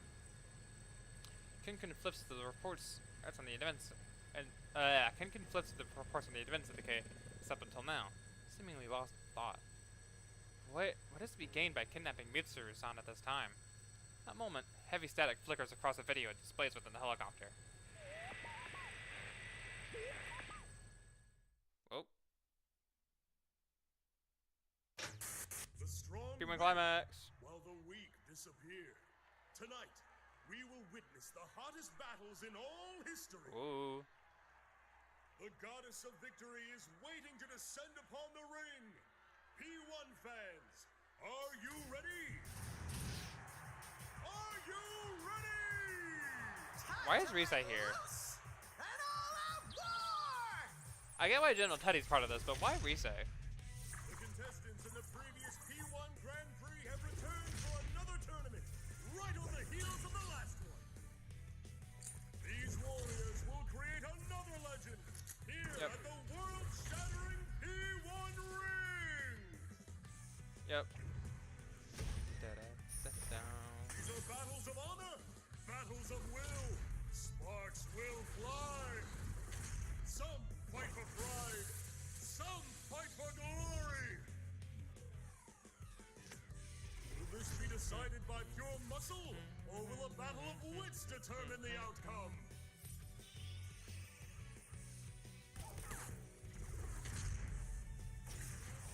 Zygus. The topsicle. Oh no, Teddy fucking died. Who will win the title of champion? Who will be crowned with the winner's wreath? Whose tale of glory will resound for generations? All that remains are the dreams of the warriors. As the Grand Prix plunges into its final chapter, the P1 climax is barely getting started!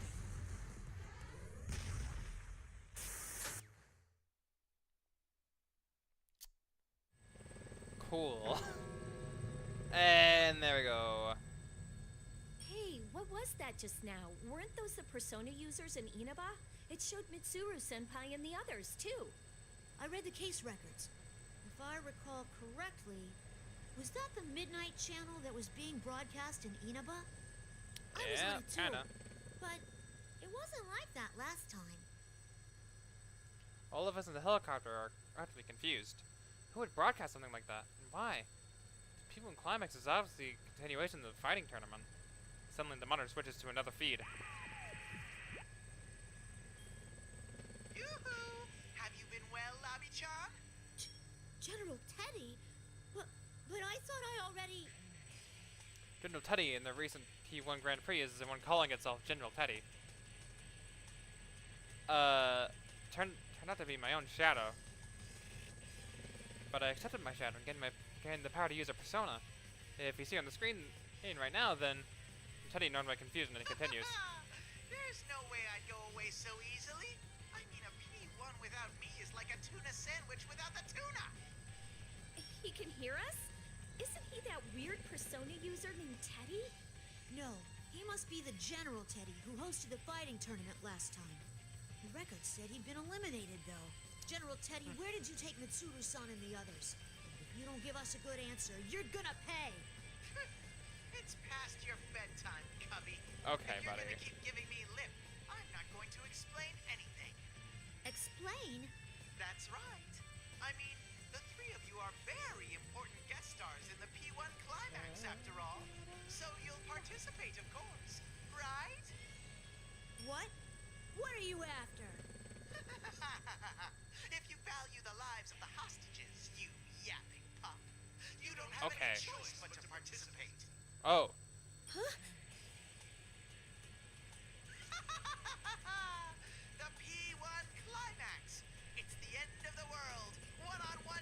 Yep. that's worthy of the name Climax. There, yeah, And there. best of all, if you don't win the one-on-one tournament to the finish within the hour, the world will end.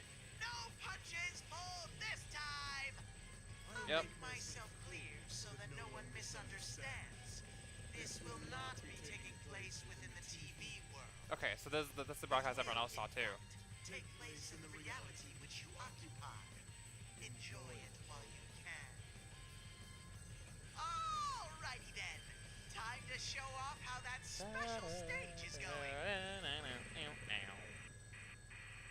Video feed switches to something else. Oh.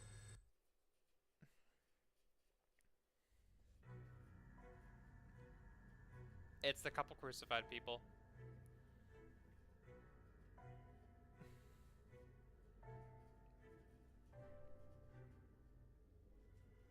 I understand this isn't the first time they've been crucified, either.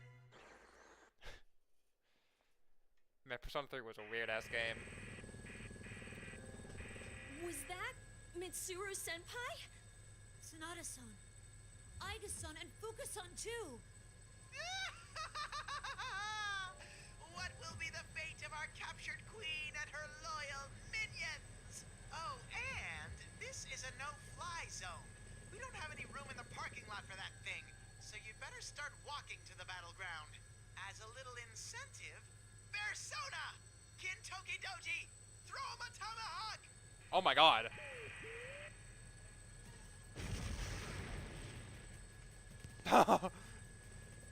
Last command from General Teddy. The monitor turns off. After a moment of silence, Kikuno-san shouts from the cockpit. No, there really is a missile coming our way. Yeah, Kentucky Doji has one of those. Evasive maneuvers. Brace yourselves. A missile? Yeah, he just has those. As soon as Kikuno-san shouts, the helicopter makes a sharp turn, and we're all thrown aside.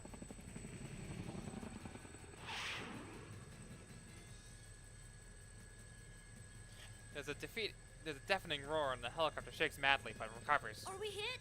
It barely missed, but there's a good chance that it will still detonate. It exploded!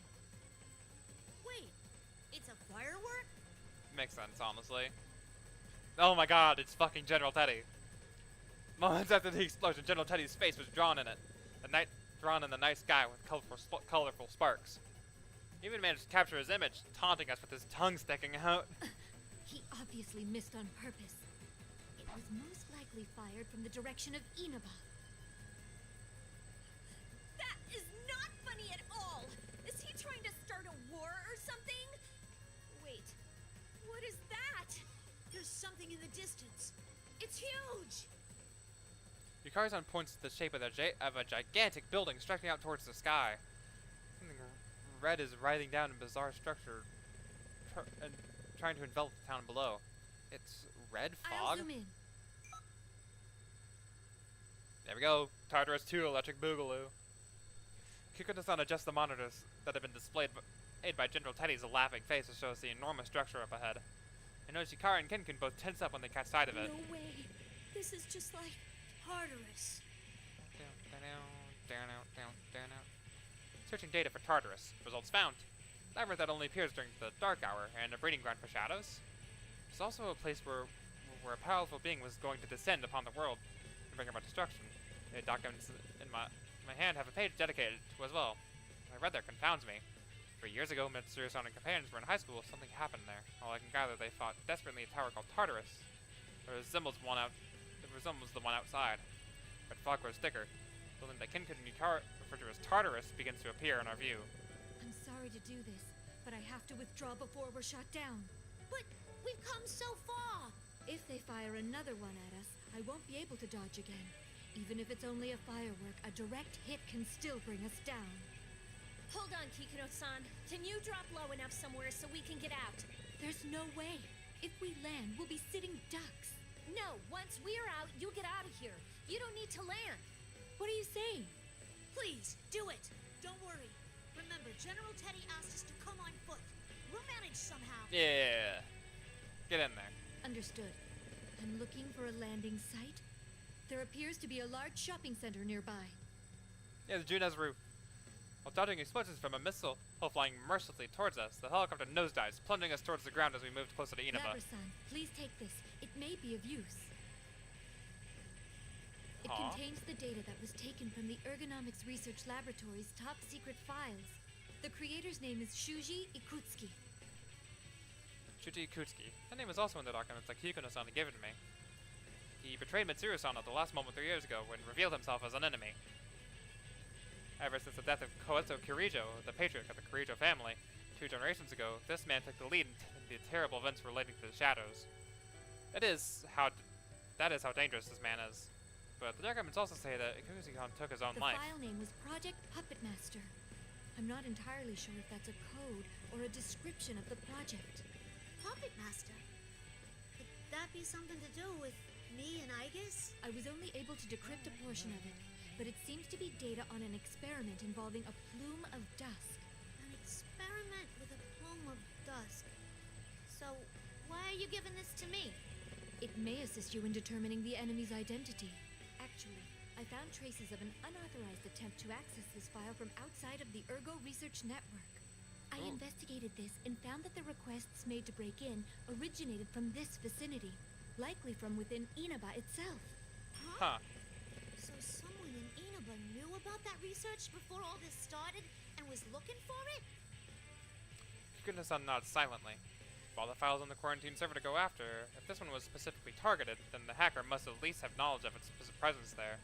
The cyber attack wasn't done by some ordinary hacker who broke into the server and was looking around out of curiosity. This means the hacker is probably either the culprit himself or someone connected to The them. firewall prevented the intruder Yeah, you from could say that. accessing the file, but the attempted hacker didn't even try to cover their tracks. What? Who would do this? The hacker didn't even attempt to cover their access to the server? Does that mean that they wanted someone to know about the existence of this file, even if they failed to access it? It doesn't make much sense. But putting aside whatever doubts we have, Kikuno-san It continues was on. only in fragments, but the name Sho Minazuki appears many times in those files. Oh, does it Who now? is he? Show me Azuki. I don't know the name. Could that person be the culprit? At the very least, there's no mistake that this person is deeply related to the I'll case. contact you once we crack the encryption, but in case it becomes difficult to transfer the data to you, I'll give you a copy. Then I'll download that data into myself and take a look at the parts that you've managed to decrypt. That would be for the best. Gotcha. Thanks. Kikuno-san hands me a memory card. I insert it into my memory slot. Okay, I insert it into my memory slot and save the data to my internal memory. Just as Kikuno-san says, it's most of the experiment. Just as Kikuno-san says, most of it is experiment records. One file remains that cannot be read. Project Puppet Master. What's in this file? We'll be over at Junes Shopping Center in a moment. Everyone, prepare to disembark. Hold on, over there. Isn't there someone on the rooftop? Oh, is it my girl now, though? We all peer into the distance. Beyond the haze of the red fog is Inaba's largest shopping center. My research reveals this place belongs to a chain named Junez. A blurry figure can vaguely be seen on the roof. Yukun? Oh, it's not. It's Yukun. I thought they jumped out after Naoto. Okay, whatever. For a moment, I think of someone I know. Well, but the height and physique of the shape on the roof don't resemble anyone I know. Oh, Kinkun raises a pair of binoculars and attempts to make out the figure's face.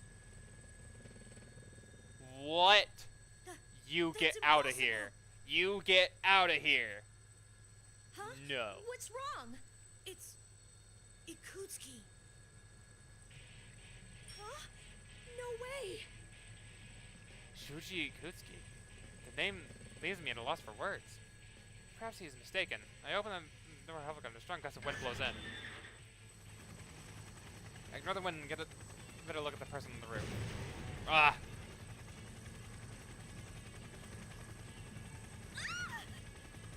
The helicopter is suddenly attacked from an unexpected direction. The vehicle sways alarmingly. That wasn't another missile. Look again, I see a shape standing near the figure on the rooftop. We're I under knew it. attack by a persona.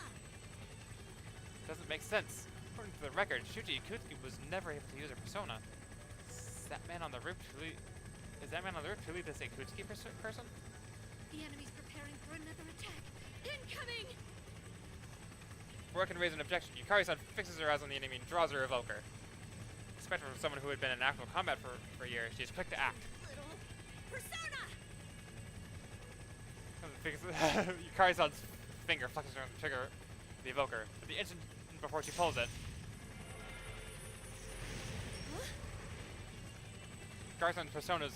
Yep. Yukari-san's persona appears, creating a whirlwind around the helicopter, repels the attacker. What? I didn't even use my evoker yet.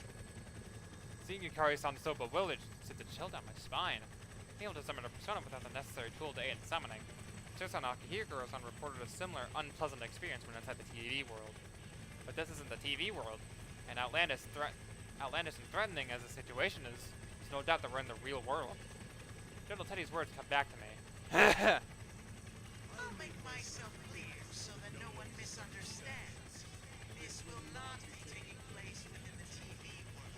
Yep. It will, in fact, take place in the reality which you occupy. Enjoy it while you can. Why is it so quiet? Hold on.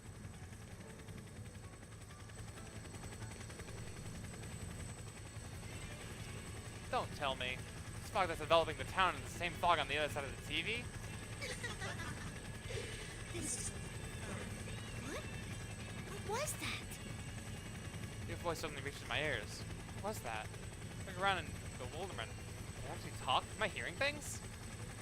Kid snaps me out of my thoughts. Yukari-san, he's winding up for another one. We're getting off, Koromaru.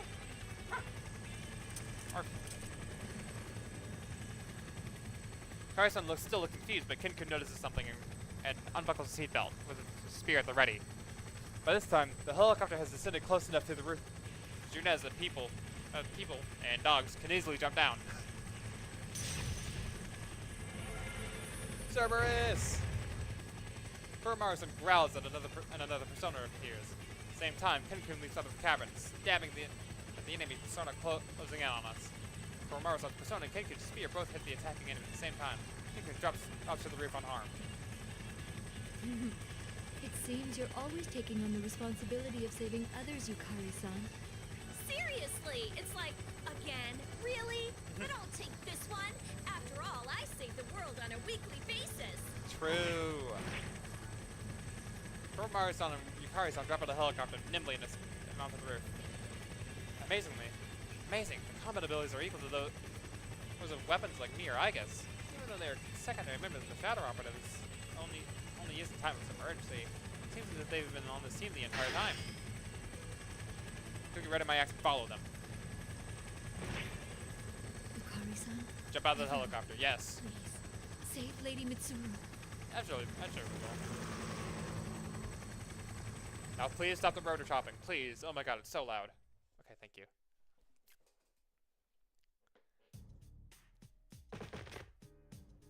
When looking back up to the red sky after landing, I see the helicopter gaining altitude while maintaining its balance. Thanks to Kikino-san's desperate resolve and her piloting skills, we managed to safely reach Inaba. Check my surroundings more while praying for Kikino-san's safety. This is the Inaba branch of Junez, that apartment store chain where the food court is on the rooftop. It's on its rooftop. Normally there would be plenty of people here, but given the current situation, it's obviously deserted. Where did he go? Kinkun readies his spear and tries to peer into the fog, making visibility such a problem. Look around, I'm ready for battle as well. Whoever attacked us should be nearby. Hey, Kenkun, did you really see Ikutsuki here a moment ago? Yes. I didn't see him clearly, but there's no way I could have mistaken him. That's impossible. I mean, Shuji Ikutsuki is... That's right. Shuji Ikutsuki died 3 years ago. And we were just attacked by a persona. According to the records from that time, Ikutsuki had no persona. At the very least, it looks like he's not nearby. We can't let our guard down yet, though. She's right. I scanned the area and read no one else here besides the 4 of us. I say as much, and we lower our weapons in order to discuss our strategy. Koromaru and I are going to continue looking for him. If that really was Ikutsuki, there's no doubt that he's involved in this case. Huh. That's true. Can you and Koro-chan go after that guy from earlier? So it's already diverging a bit from the episode P4. But that person seemed to be using a persona. Won't it be dangerous for you two going off on your own? Two humans look surprised for a moment, and Trey glances. Did I Don't say you something worry odd? about me and Koromaru. Even if we run into something we can't defeat, we'll find a way out of it. And honestly, it's faster for us to split up. I am a bit worried, but I'm gonna believe in you guys. They have absolute faith in each other after having fought together for so long. It's not that they don't have concerns about one another, but they truly believe that they'll accomplish the goal on their own. I wonder, will these people ever feel the same way about me? After this time, I realize it's how the time shared between Yukari-san and Kinkun separates me from my So companions. I'll head to the station and get Junpei. It didn't seem like he'd figured out the situation yet. Huh? Weren't you talking to him on the phone earlier? I was, but that idiot's phone ran out of batteries or something while we were still talking. But Yeah. even if I can't rely on him to keep his phone charged, he's still good in a fight. So I have to meet up with The him. man. I see. He seems like kind of a goofball. Right? He's always been so useless. Huh? Did I say something funny? Nah, not really. It just sounded like you were actually kind of fond of him. Oh no. Oh, I guess so. Yeah, I think you're right. These people trust each other, and they're always thinking of one another. When one of them faces danger, the others always rush in to help them. Comes to mind, ideal companions. I wonder how Yukun and his friends are doing. I have the feeling that Script and Mitsuru-san's group are going through similar problems after What about all. you, Labras? What'll you do? Huh? I hope Mitsuru-san and the others are okay. Could you please go right to that tower? We'll head over there too as soon as we can. Kara-san and Kinkun look at me. Doesn't matter. To them, doesn't matter to them that I haven't known them for a very long time. They see me as a companion and trust me. It's decided then. Labras, you head to that tower. Oh, also, something felt off when I summoned my persona earlier. You might want to be careful. You felt it too? It was like, well, it felt like the evoker wasn't working, didn't it?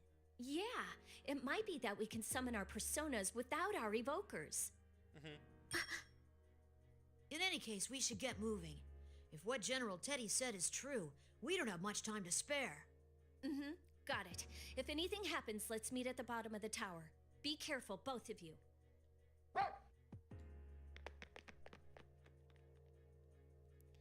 Kara-san and I leave Kinkun on the roof and head for the stairs. She split up and not long after, all of us firmly believing that we'll see each other safely Wait for us, once more. Mitsuru-san. Alright. Run at my full speed and turn my eyes towards the looming tower. I will rescue her. Cool. We continued? I knew it. I like that it's blue this time. That's nice. Okay. Next up, episode Junpei. Where's the man? There's the man. Junpei's dreams. Now's the time you've all been waiting for. Yo. It's obvious who the game's MVP will be. Yo, the man the whose man? Grand Slam won it in the ninth, Junpei Iori. First off, I'd like to congratulate your team on winning the WBC. Thank you very much. What was going through your mind as you entered that batter's box for that last at-bat? My only thought was how I would lead my team to victory. So it's your great focus that led to this result. Still, that was an amazing home run. All I can say is I got lucky with that hit. That swing at the critical moment, I got so excited I almost forgot to give the play-by-play. The ball went a lot farther than I thought it would. I'm very pleased with the result. Wow, you're so modest. No wonder they call you the ace slugger, Junpei. By the way, is there anyone you'd like to dedicate this victory to? Hell yeah.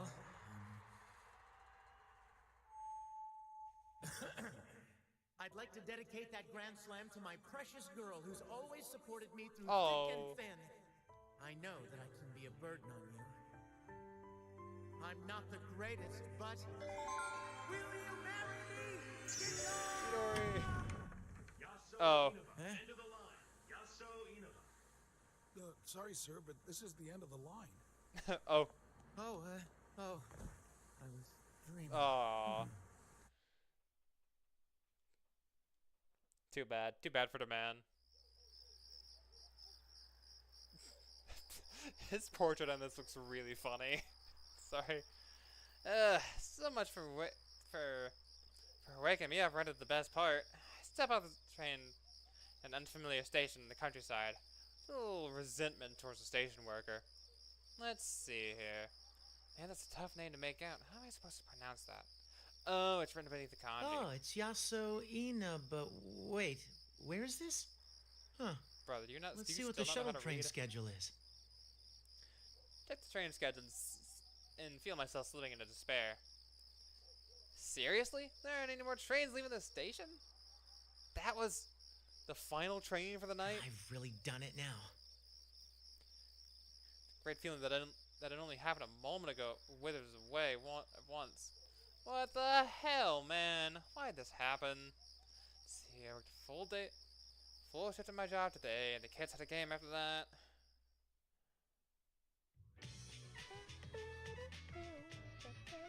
If you get a hit, you'll be a hero. Are you gonna try for a home run? It's the afternoon before a long holiday weekend. Normally I'd be busy with my part-time job and top secret missions, but days off I transform into an excellent coach for boys baseball team. It's our first game in a while, so I want to make sure these kids hit somehow. What? Game's coming to an end. We're one run away from tying up the score. I'm talking with Goru, our cleanup hitter, who's getting too much of a swelled head over his position to actually focus on the game. Even if he can put a clean hit, he'll never be able to do it like this. Of course I am. You made me the cleanup hitter after all. I'm making this a home run, no matter what. Watch your mouth, kid, or you'll scare the ball away. Now, listen up. Don't try to act cool. Just play like you normally would. The team's counting on you. Guru stops boasting and turns towards the bench. Other kids are cheering Goro at the top of their lungs. Keep your eye on the ball! You can hit it! The pitcher's totally freaked out! See, a hero doesn't just hit homers all the time. Even if you mess up, there's guys behind you waiting to help. Now loosen up and do your best. Gotcha! Guru's face loses the gruff facade he'd been wearing and begins to focus. There we go, that's how it should Thanks, be. Junpei. Hey, you're supposed to call me Coach, a screwball. Make sure you stay loose.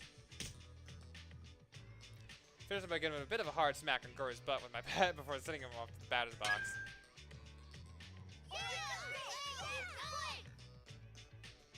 Guru keeps his eye on the ball and lands a direct hit, sending the ball flying past the outfielders. Alright, we're tied. Guru's standing in the second base. He's with a huge grin waving to us.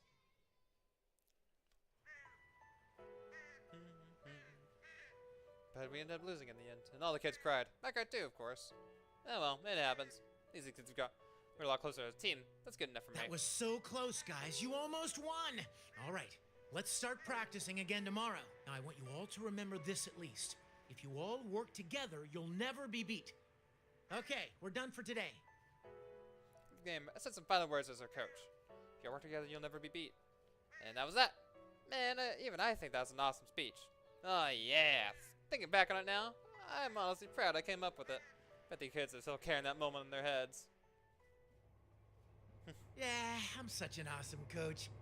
It's really worthwhile volunteering for a kids team even after working the night shift. Because I'm still underage, I'm not an official member of the Mitsuru Senpai's Shadow Operatives, but I've been playing very active parts from their investigations. Since I get sent out from time to time to check out scenes where low-level shadow readings have been detected. Yeah, the missions are pretty plain, but I'm still satisfied with them in my own way. And again, when I do get sent out, most of the time it's nothing at all. But just like I told the kids, it's about putting out a consistent effort every day. It goes for anything.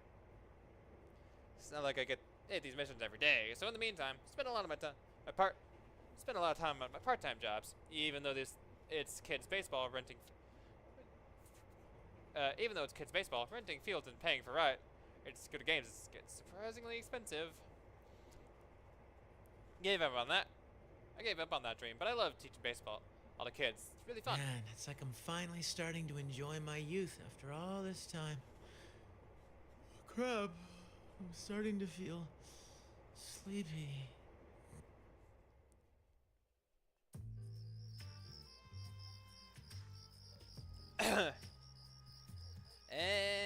to where I am now. Not only did I completely miss my stop, but I can't even get back home. And a tight How squeeze did I here. just fall asleep like that? I can't believe I slept through so many stops either. Seriously.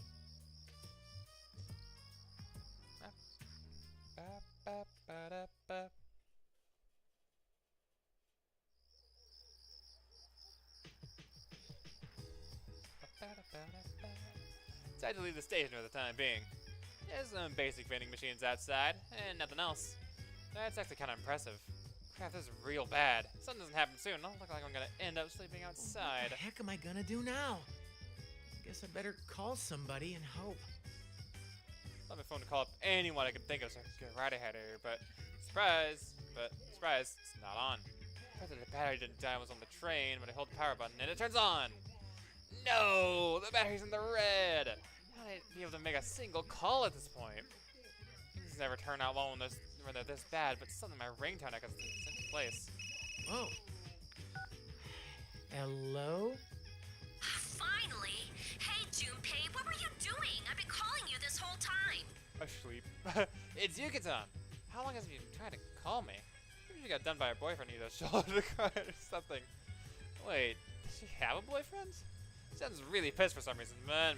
She's almost always like this after all. This poor thing right now is charging up this phone. Hey, Yucatan. Can we not talk about that now? My battery's about to die. Hey, what's that noise in the background? It's super loud. Your phone's about to die? What's wrong with you? Mitsuru-senpai, Akihiko, Fuka, and Aigis have gone missing. We're in a helicopter to find them. They're missing? A helicopter? We've looked in tons of places for them, but we can't find them. Anyway, where are you right now, Junpei? Hold on a second. This doesn't make any sense at all. Mitsuru's and the others went missing, and now Yukatan's in a helicopter trying to find them? This is too much information all at once. Turn around to check the name of the station again. Somewhere called Yasoina something? I fell asleep on the train and missed my stop, and now I'm stuck out in the boonies. You're at Yaso Inaba Station? Why? Huh? Why are you so surprised? I don't even know why I'm here. Okay, fine. It's because I slept through my stop. Hey, Yucatan, the battery's going. Fine, just wait there. We'll come get you. I'm with Kenkun and Koro-chan, and we've got Labrys here too. She's Aigis' sister. Huh? What was that? Lahu? Well, whatever. I'll just find a convenience store and... Phone died. I consider what I should do now, but then again, I'm worried about Mitsuru-senpai too. I'll just have to buy a cheap charger at the gas station or something and call Yucatan back. Maybe out in the boonies, but there's gotta be a convenience store open somewhere around here. Start walking on the road in search of an open store. To walk in for some time, I finally see a familiar lighted sign in the distance. Oh my god, he found a Family Mart. Just what I wanted. I'm starving too, so maybe I should get myself something to eat. Finally, with some relief, I'm finding a store. The strips go lighter. It's when the lights suddenly go out. Don't tell me they're closed. What kind of convenience store isn't open 24/7 these days? No, that's not right. It's not just a convenience store. All the street lights and lights in the houses have gone out as well. And somehow, all the people I saw outside the store have all vanished too. Even more strange, it didn't get pitch black. Pitch black out. Everything's all illuminated by a hazy red light. Is this what fog? the hell? There's something about the familiar side of this town that's suddenly falling silent. It's not quite right to call it nostalgic, but it's that crazy thing that should have stopped 3 years ago. The dark hour. Talk about deja vu. First time I experienced a dark hour back then, I was in a convenience store. Akihiko-senpai rescued me that time. Oh, there you are, Junpei. Stupid. A voice from behind makes me turn around and I see a girl dressed in all pink. Is that Yucatan? It's gotten into her. She's dressed rather odd, but there's no mistaking her voice. Yucatan stops on a short distance away from me and glares. She looks pissed.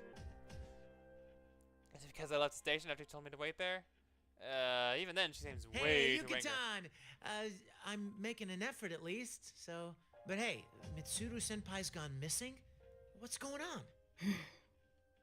Damn, she's really pissed. Steady, Junpei. Okay. When you're pitching to a real hard case, you need to throw outside the strike zone just to test the waters. Throw off their game and see how they react, right? Yeah, I'm a genius. You look great, huh? Is that your feather pink outfit? Are you doing an autograph tour out here? Come meet the Feathermen. Tried throwing my best curveball, but she still looks at me just as mad. Oh, crap. You never shut up, do you? You're nothing but a minor character. A mook, a minion, Oh a my loser. God. Just die and let the world have your body back? Oh my God. Hey, what? Aren't you Jesus being crueler Christ. than usual? Ugh, it's Oh, time I see. for your punishment. Bring on the ring. Oh.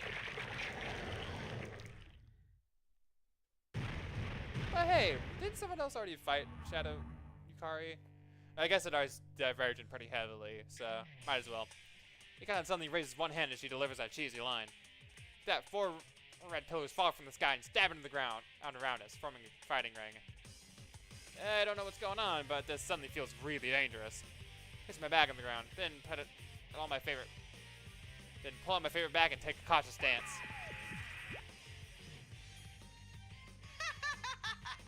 You're a quick learner for an idiot. No wonder you're a member of the Shadow Operatives. Look around and search at the source of that voice. See a television dangling from the telephone pole with, what is that? Round body and a doofy hat, cape and a cane? Is some local cartoon mascot I don't know about? Well, I mean, kinda. He's saying something about a General Teddy. What? That's his name? Why would a TV be hanging from a pole like that? Who the hell are you? I don't know what's going on, so you better explain yourself. If this is some prank show, it's not funny. You really are a yappy idiot. Now let's begin Operation World Destruction. I mean, the one-on-one Sure. P1 Climax. P1 Climax? I'm not in the mood to drag this out, so I'll just give a short rundown. The rules are simple. Win and you get to move on. Lose and you're stuck here. Yep. Huh? You mean I have to fight Yucatan? Oh, you really are a pain in the ass. If you're not gonna do this, then hurry up and die. Here we go. Persona!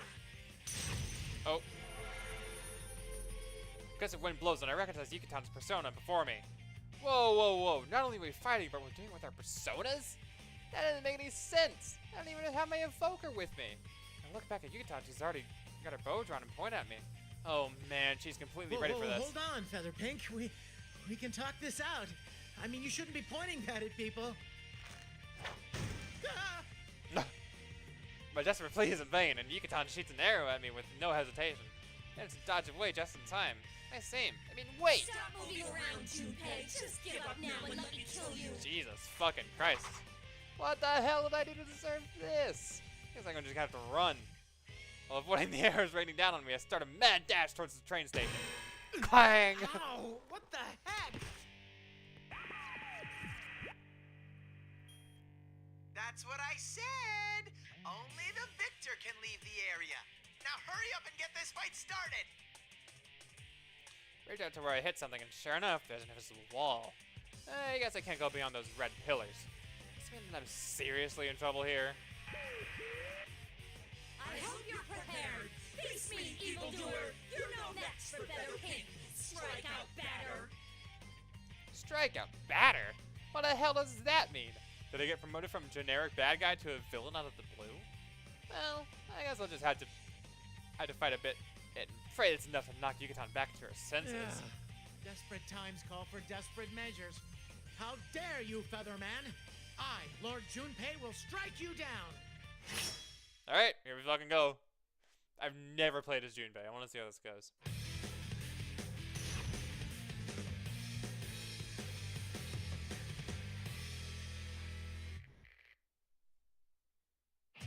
Finally! Fight!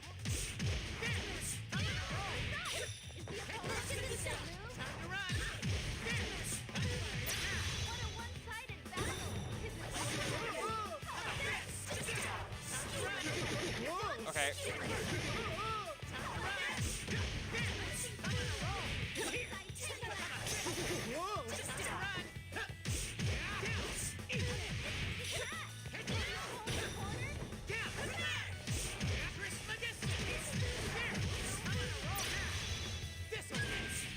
playing.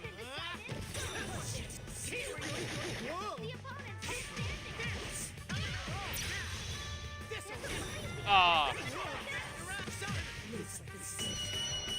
Alright, cool. Got it.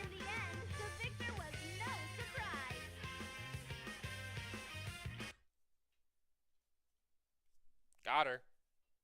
Easy. The Mook wins! Keep that up and keep winning!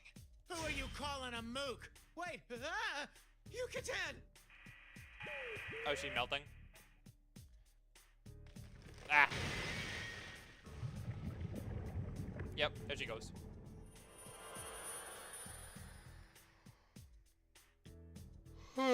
Excuse me.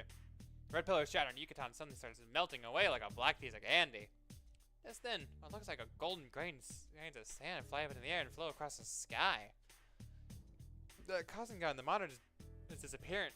Does that mean the invisible walls I ran to are gone now too? Maybe. What was that just now? It wasn't a dream, right? I slept a ton on the train after all. Pinch myself and look around. Ow. Lights still in the city and there's no one around. Guess really be the dark hour. The Yucatan disappeared seems familiar too. Was that a shadow? Then was that a fake Yucatan?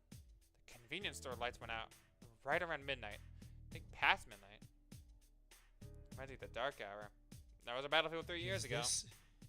Did the dark hour come back? Kinda? Stroke of midnight.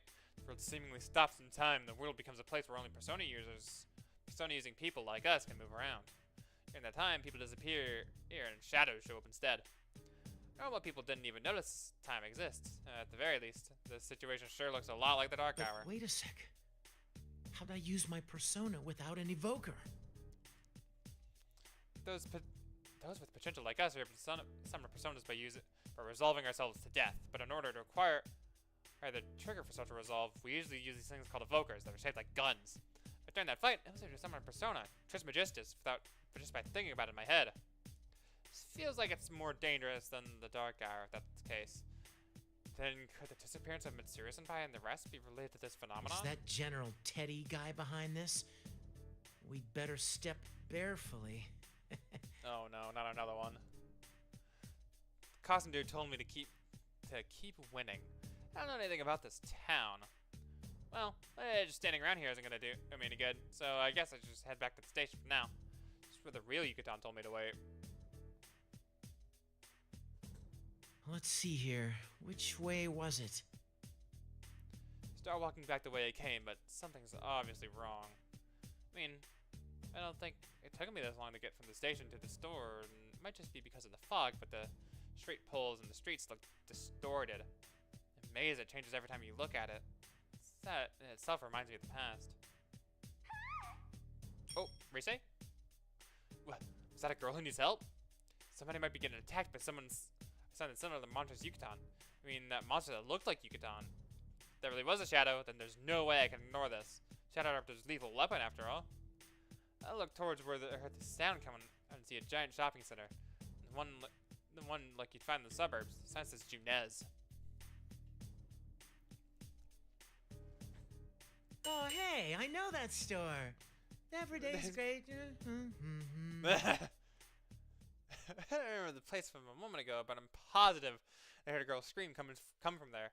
She needs to rescue her. Hang on, I'm coming! Shadow Operative Junpei Iori is on the scene! Force open the stuck automatic door with my hands and almost trip over a number of things while I run into the building. Keep running. To be continued. Damn, okay. What you got for me?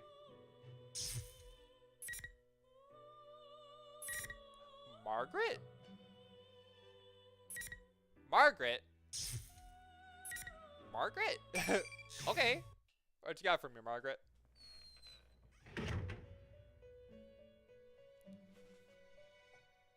Oh, why am I here? There appears to be quite a commotion. Sister?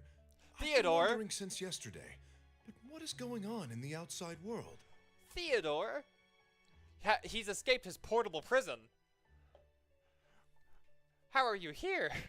How? I thought I'd never see the day. I believe you could say that those kids' ordeal is still continuing. An ordeal, you say? Yes. In other words, mankind's potential is being tested. Potential? Sister, where might Elizabeth be right now? Abandoning the duties given to us by our master and going out into the outside world is normally forbidden to us. Why did Elizabeth go through all that just to head out into the outside world? I'm sorry. It was presumptuous of me to ask. I suddenly feel thirsty. Do you feel like drinking a cola? A cola, you say? My, don't tell me that you don't know what that is. Oh. Of course I do. Elizabeth told me about it. An ebon monster compressed into a metal cylinder, waiting for the moment its prison is released to spring into the eyes of the unwary spewing foam. Quite. Well then, I task you with the acquisition of about 100 of these colas. You want me to do this? But cola only exists in the outside world. I merely ask for the cola. How and where you perform your task is at your discretion, even if it takes you into the outside world. Sister. Yes, what is it? While I'm out, may I go see what's going on outside? That would be none of my business. All I asked you to do is go on an errand for me. Shouldn't you hurry? Our master will be returning soon. Yes! Where does I'll he go go at once. Every now and then he just like Igor just dips from the Velvet Room. Where does he go? Does he have like I guess a it can't job? be helped that he's drawn to the outside world right now. This current aberrance in the outside world is centered on that red-haired guest. And Persona users have gathered to it, as if caught up in that fate. Even my heart races just thinking about it. It's troublesome having siblings so brimming with curiosity.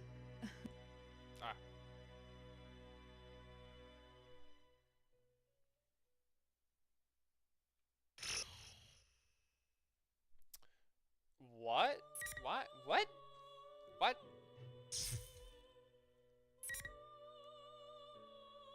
Okay. Oh, and down we go. Okay. This time I got a while. Alright, going in order. Wavering Heart.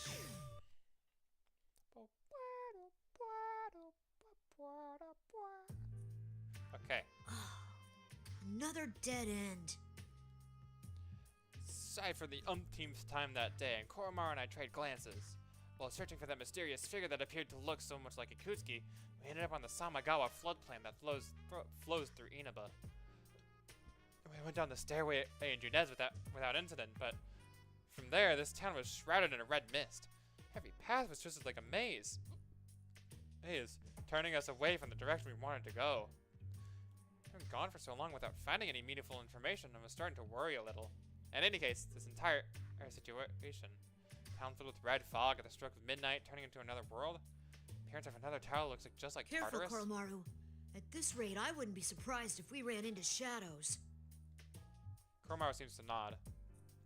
Still, this really is like the Dark Hour. It never truly ended. While I had been living my life peaceful like a child, the world was still in danger. I was left out in the end. Why didn't anyone Cold. tell me anything? I'm definitely strong enough to fight beside everyone else. Being removed from the unit just because of my age isn't fair. Right? Who's there? I shouted at the fog, and a dark shape nonchalantly locks out of the mist towards us. Koromaru begins to And growl. you're irritated about it. Yeah. Is that me? Down. Shape turns out to be two figures, me and Koromaru. It's like looking into a mirror. What's the meaning of this? Even if you try to deceive us with those appearances, it's no use. I feel a wave of malevolence from the shadow that took my form. Ready my spear and take a fighting stance. I'm not deceived. It's definitely an enemy. Being a child only on the surface, peaceful only on the surface, friends only on the surface. Aren't such things only nuisances? Shut up! I know how you feel because I'm you. Or to be more precise, I'm a perfect copy based on everything there is to you. The shadows in this storyline seem much more keen to like mentally fuck with the shadow ops. It's interesting. That's why I can tell what you're thinking, what dissatisfies you, and how much you desire to fight. So what? What does what I'm thinking have anything to do with you? Can't help but raise my voice at what the other me says. It's as if he can see straight into my heart and exactly what hurts me the most. I feel my hands trembling in agitation. I have to calm down. The thing isn't me. It does involve me. I mean, you want to fight, don't you? Then we have the same objective. What? Persona.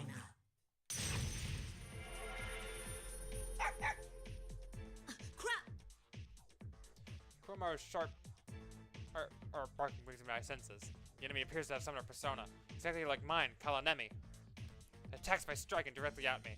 Too close, I can't dodge. Kid? Kanji! Kanji, my goat! Ow.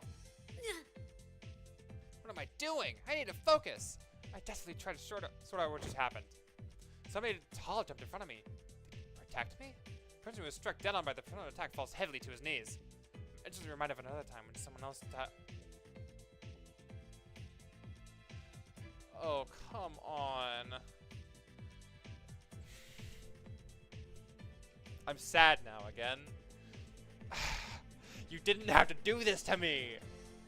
You didn't have to bring him up like this. That's me. The person was struck dead on by the person's attack falls heavily to his knees. I'm instantly reminded of another time when someone else died to protect me. Made the same mistake again. Damn it! Hey kid, what are you walking your dog around here for? And such a goddamn adorable dog too. Aww. That wasn't what I meant to say. Hurry up and find somewhere safe. Things are dangerous here right now. You're...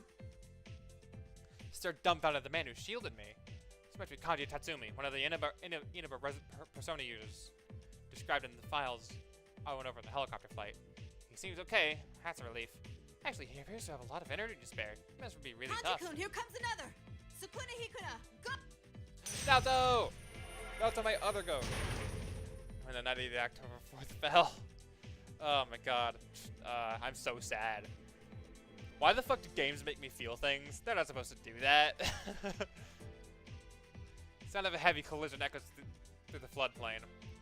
Fake Kuromaru who tried to attack Kanji-san, but it was hit by the persona of another person running towards us through the fog.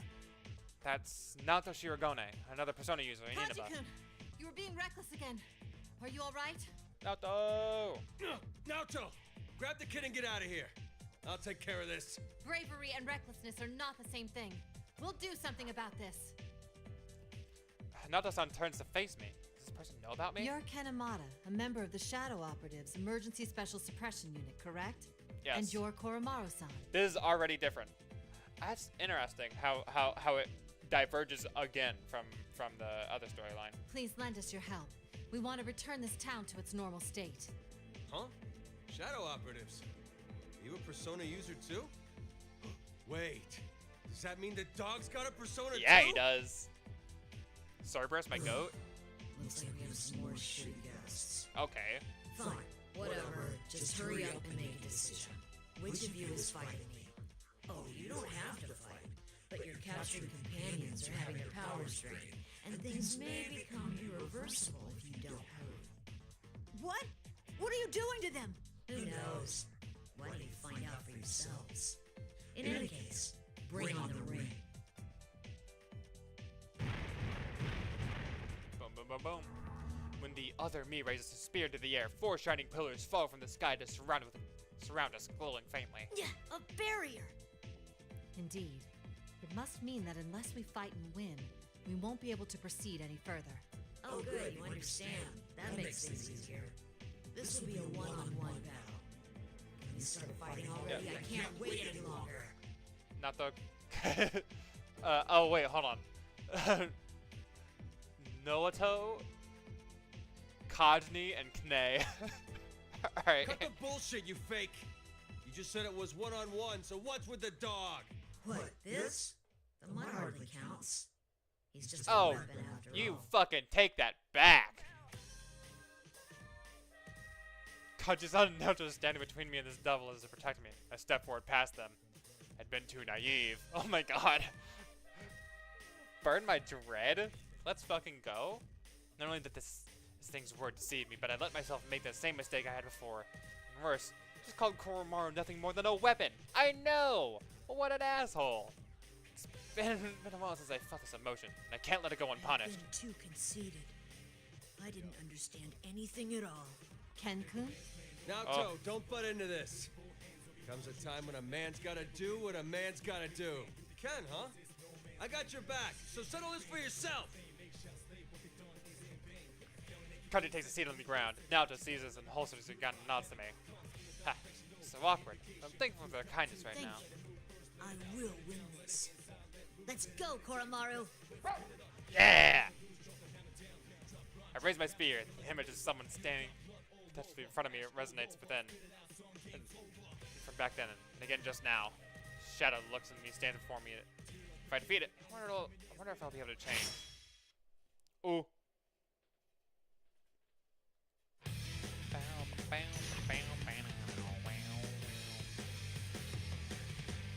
Burn my run my Dedra. Final. Oh shit! Go, Koromaru! Attack, Koromaru! Go, Koromaru! Here I come! Go, Koromaru! No dodges!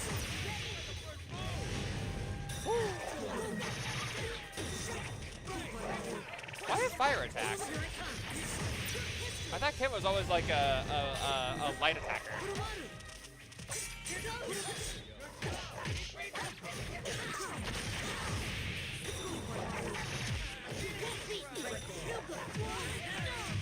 What the fuck is going on?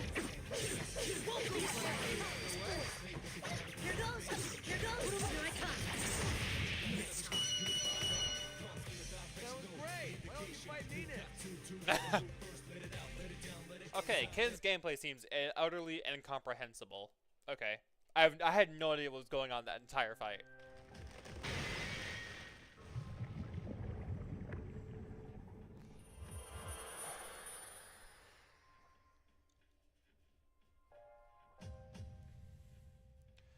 Just as the document said, two of them were able to summon their personas without even having to use an evokers. Because of that, I thought that perhaps I would be able to do the same, and I was right. Being able to summon personas like that should only be possible in that TV world. Has something changed to make this place the same as that other world? I was thinking about that. I watched the thing that had taken my shape melt into a puddle like a burning candle. Koromaru sniffs especially at the puddle and black glue and barks once. Is this a shadow?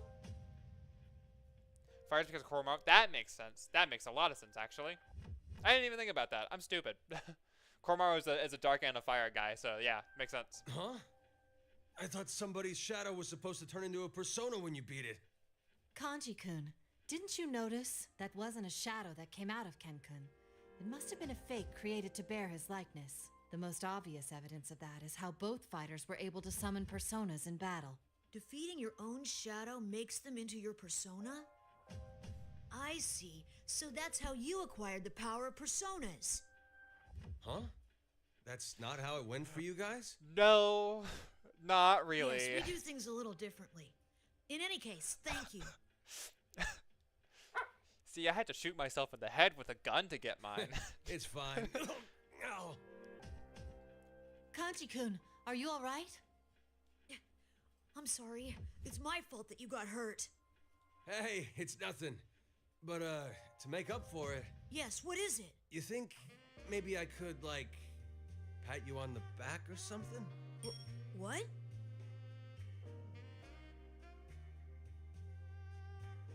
Suddenly remember something. According to the material I read in the helicopter, participants of the P1 Grand Prix were all given nicknames that were embarrassing, but had a kernel of truth.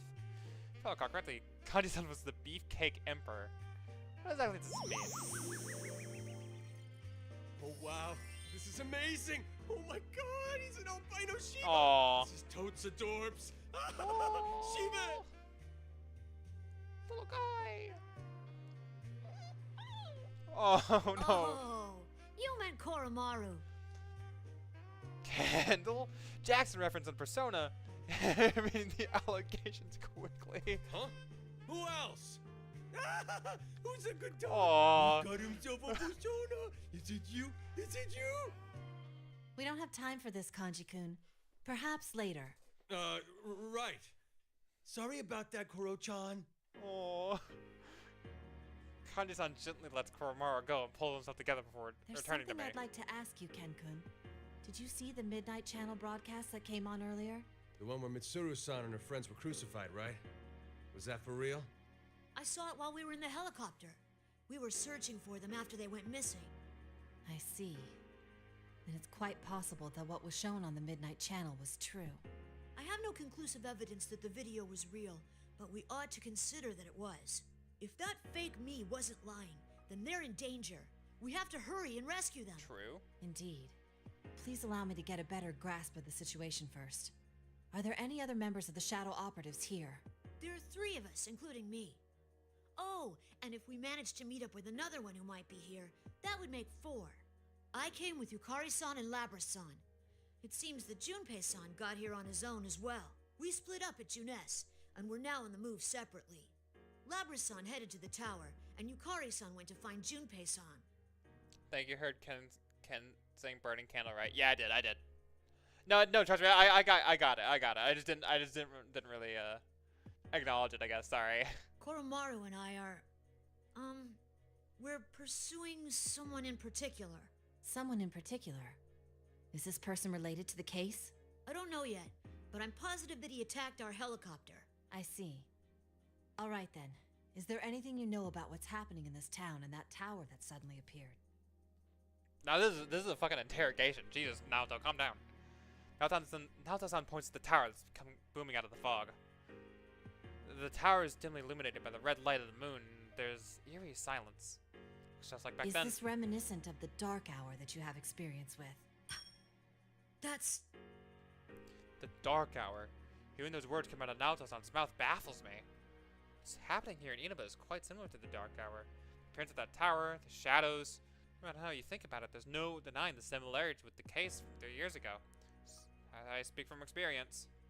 I can't feign ignorance, but how much am I allowed to tell them about what happened 3 years ago? Seeing me hesitate, Naoto-san looks serious for a moment before quietly speaking You do know something, but it's difficult to explain. Is that accurate? Yes, I'm sorry. I can understand well why you're keeping your lips tight, but... This abnormality may be a continuation of the case we'd been involved in. If that's so, then I feel guilty about dragging these innocent people into it. It's how Mitsuru-san always... Is this how Mitsuru-san always feels? As I'm lost in thought, Kanji slaps me on the back. Hey, stop playing hard to get and just spill the beans already. You know you can count on us. Kanji-kun's Thanks, right. Matt Mercer. Mitsuru-san and the others are close to us too. They must be saved as quickly as possible. Man, the Shadow Ops voice actor changes are so subtly fucking with my head. Cause I see Kanji and I expect his OG voice actor, and I just hear Matt Mercer cutting through the darkness. and I don't know who voices Naoto in this game, but she's different too. Her voice actor is different too. None of them are bad. I don't want to make it seem like I'm complaining about it. They're doing a good job. But it's different, and it's different enough that stands out to me, I guess. Put the fires in the bag. You're robbing me of my fire type. All right. Kanji-kun's right. Tsuru's on the other. Oh wait. Don't we have the same objective here? And there's no reason that we shouldn't be cooperating with each other. Close to you. Since they call the people I care for close to them as well, they seem to be seriously worried about them. I don't feel the need to hide this from them anymore. The people saved me without a regard for their own safety, after all. I see. So that's what happened. But even the document I read reported that Shuji Akutsuki had died. What is going on here? We exchange what information we each have. Our struggle 3 years ago, ordinary people would never understand my story, but now Naoto-san on Kanji can listen to me with serious expressions. And likewise, you hear about their struggle last year. Naoto-san tells me that their own experience is something that most people would have trouble comprehending as well. We come to understand that the gain through our struggles is the same. This feeling that me, Hikari-san, Lapper-san, and even Koromaru had while descending to Inaba and Kanji-san's, Naoto-san's feelings about their fighting now are the same. We're all fighting to protect something precious to us. All right. If that's the case, then it'd be fastest if we just charge straight into that tower. Oh! Hold on. We should head to Junes for now. It's possible that the others have gathered there. And your injuries are considerable, Kanji-kun. I'll accompany you. Huh? Don't I have any say in? Kanji-kun? No. Fine. What will you do, Ken-kun? Coming to Junes with us is one idea. Kanji-san's hurt pretty badly. This is my fault for letting my guard down. Still, wouldn't it be right to leave them and continue to the tower alone just because I'm worried about the others? I still haven't found Ikutsuki either. What's the right answer here? What can I do in this situation? Hey, what's the holdup? This should be a no-brainer for you. Huh? Your buddies are in danger, so you want to go save them, right? And stop wasting your time thinking about it and go. Kanji-san. There's no need to be concerned about us. We'll keep an eye out for anyone resembling Akutsuki on our way to Junes. There's no time. You need to hurry. Once we've met up with our friends, we'll find you again. Thank you. Koromaru and I will head to that tower. Ha! That's all you had to say from the start. Careful, though. Another fake might try to jump you like the one here did. Alright. Yes, I know. I won't let my guard down anymore. As I look Kanji-san straight in the eye. Look Kanji-san straight in the eye. He's a tall guy, but I only have to look up a little to do so. 3 years ago, when I was still in elementary school, I looked up at my taller senpai and strove to become like them. Since then, I suppose I've become impatient without realizing it. I lost sight of what was around me. I felt as if I was the only one being left behind. Now get going! Kanji-san tosses my hair and puts his hand on my shoulder. Right. Please be careful, you two. With a slight feeling of embarrassment and yet nostalgia, I run off along with Koromaru. There are other Persona users besides my senpai from Gekkoukan High. They're a little closer to my age too. A new meeting and new companions. I'm sure it's not just my imagination, but my heart feels a little lighter now. As I turn to the corner, the view before me opens up. See a slope heading to the tower up on the hill. Bow, bow. To be continued.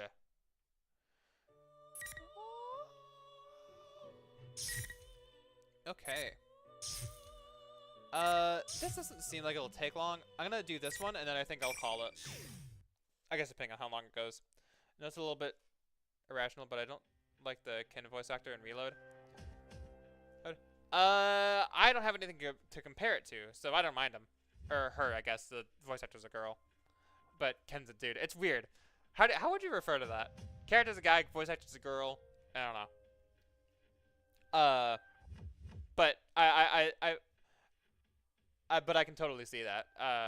Especially if you played like one of the older ones first. Getting used to it. I kind of had the same thing with this game, so. But that's all right. I mean, it's all subjective. It's fine to not like something.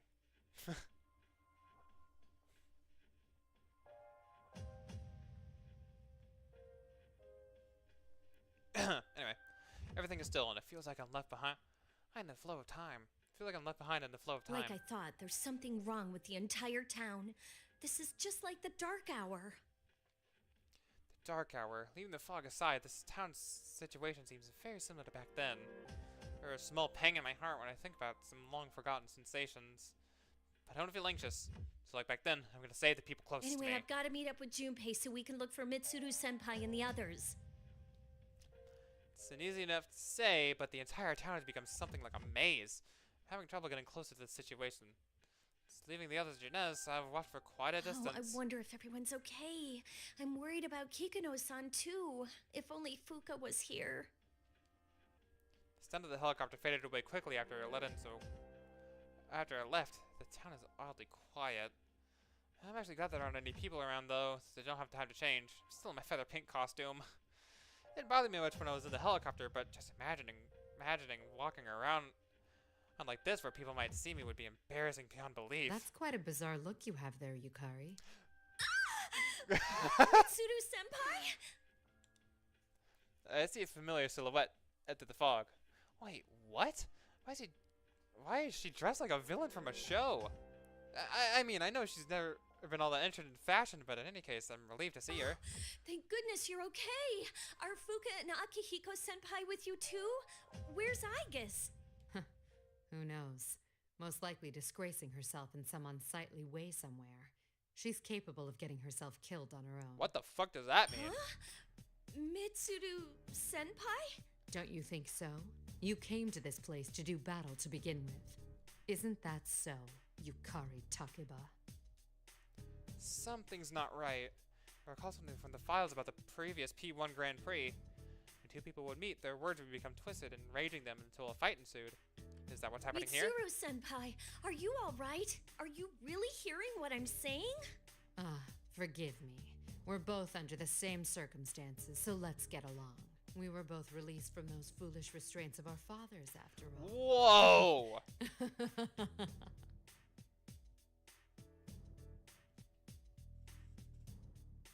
That scream, it was heard in all my houses and my mom is coming here? Fuck you, Yukari. Damn. That sucks. You need to invest in some headphones. Or something. Repulsive blast causes me to snap within me. Dad! I don't care if there's a trap or not. Before I leave, I'm shouting back at Mitsuru-senpai. Don't play games with me. You promised me that we'd fulfill our dad's wishes. That we'd let him watch over us as we work together. Teddy? Right there! Please stop fighting over me! Huh? What the? That's right. You should kill yourself now! Tesworth! Hi. A strange round object bounds between us. Huh? Is that someone in a costume? Wait! I remember seeing this in the files that Kikino-san had prepared for us. This is a persona user from Inaba. I think the person wearing it was named Teddy. Wait, it's talking now? I was drawn to the smell of beauties. Oh my god. Here's a couple that are dressed kinda weird. Yeah, okay. We might not be dressed very sensibly right now, but you're the one wearing a full-body animal suit. This isn't Michan. It's a complete fake trying to mimic Michan's beautiful bod. Oh my god. Michan? You mean Mitsuru-senpai? Hold on a sec. A fake? That's right. This Michan is made of shadows and Oh. Just then Mitsuru-senpai kicks Teddy square in the face. The suit goes flying with tremendous force and rolls into the edge of the street. He doesn't move a muscle from there. I wonder if he's still alive. No, Teddy's fucking dead. Now bring on Rubber ball. That's funny.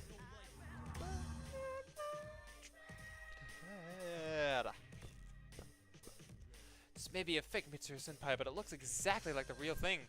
She raises her hand. 4 red posts fall down from the sky and slam into the ground surrounding us.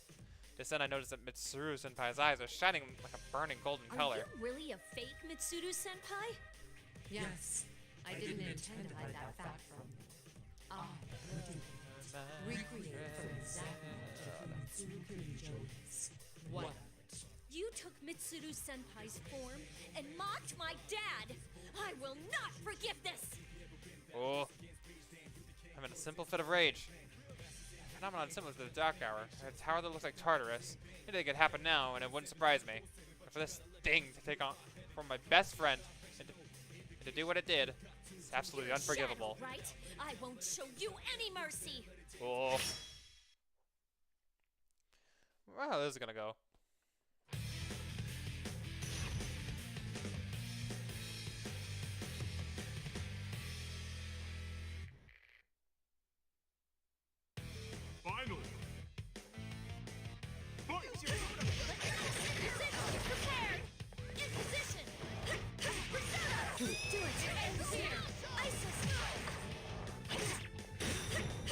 Oh, I just have a projectile as a heavy attack.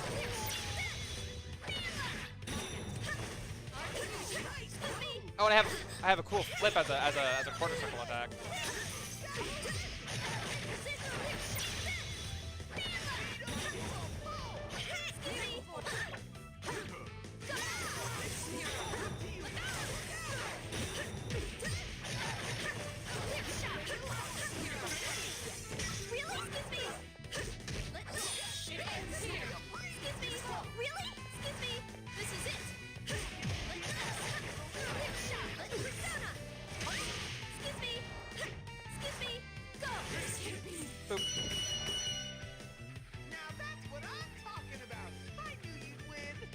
Yappy, yappy, yappity, yap.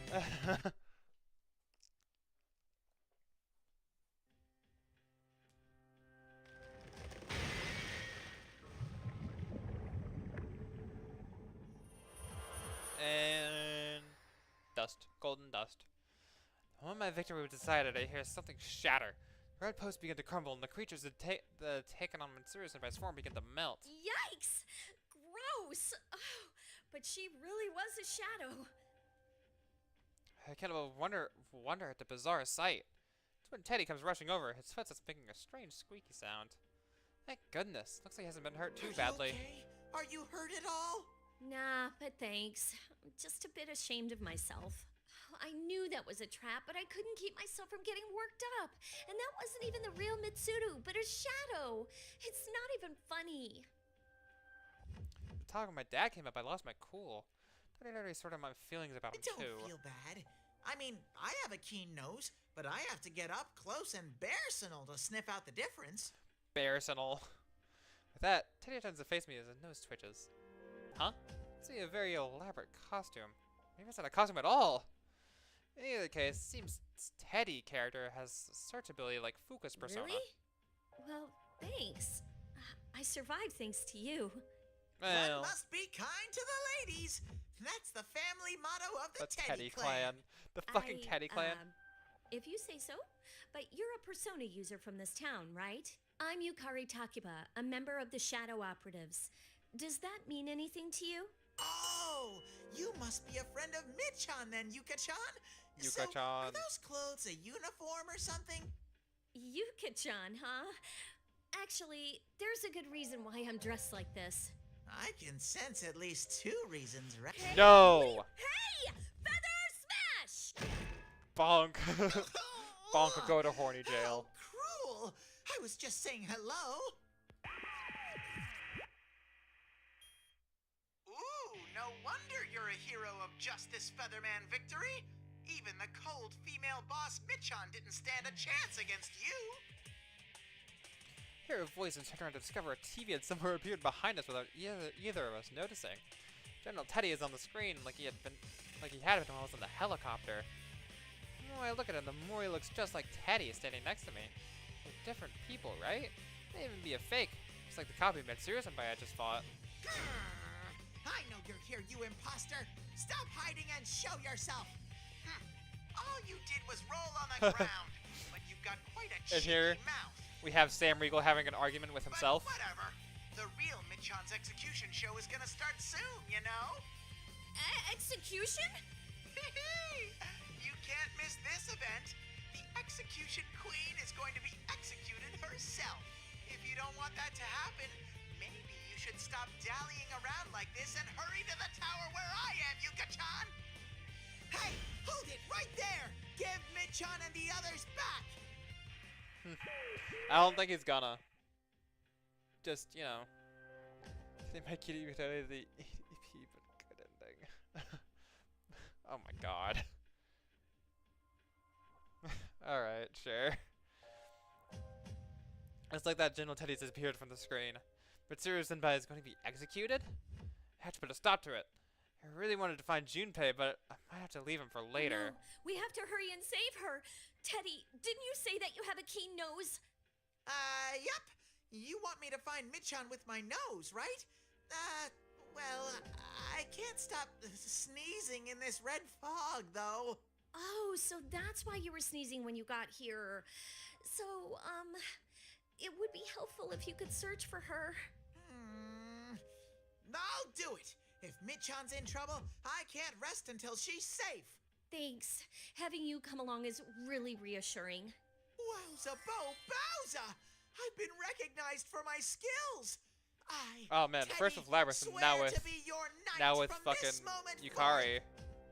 It's facts though. Yeah, you're not wrong, and I hate that you're not wrong. Teddy salutes grandly in the middle of his speech, and then sneezes loudly. Haha, I heard that Persona users in Inaba were pretty unique, but they do seem a little weird. But I don't necessarily mean it in the bad way. Then, shall we get going, Sir Knight? You can tell me more about your friends, too. But the next time you try something funny, I'll blast you with a hyper feather shot. Got it? Good, good. Set boundaries. You're so cruel, Yuka-chan! Hearing her not be called hearing like her name abbreviated to Yuka, but not being followed by a Tan like Yuka-tan, it's throwing me off a bit. I miss Junpei. Where is he? Sorry, Junpei. He'll just have to wait a little bit longer. Beep bop beep bop beep bop beep bop beep bop. To be continued.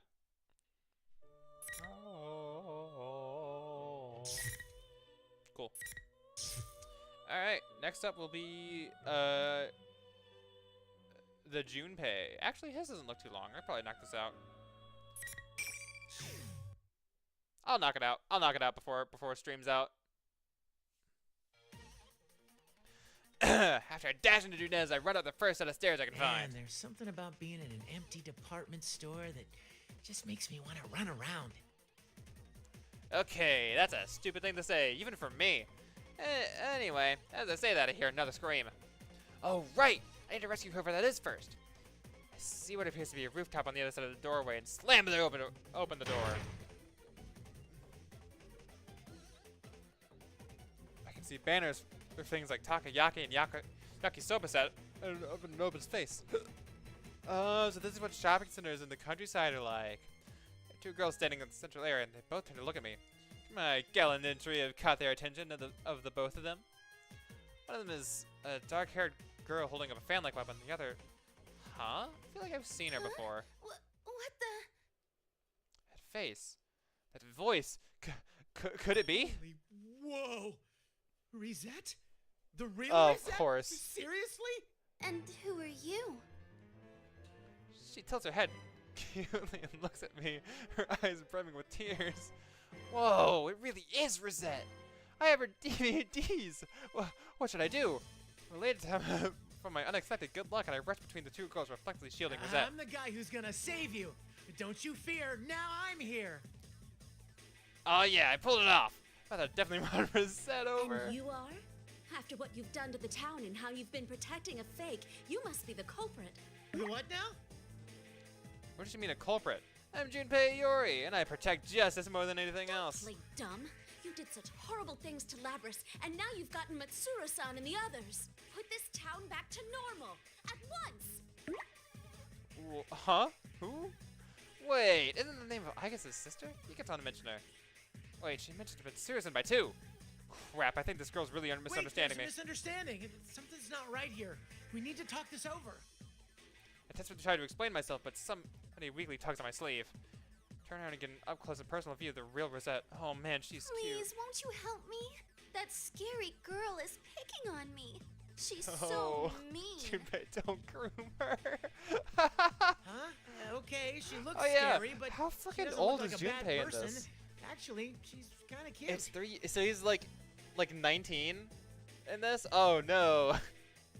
Junpei, no! She's a minor, you can't! You won't come, then I'll make the first move. Go Konohana Sakuya! A persona? That shape appeared when the dark-haired girl called out was definitely a persona. Is she a persona user too? If that's the case...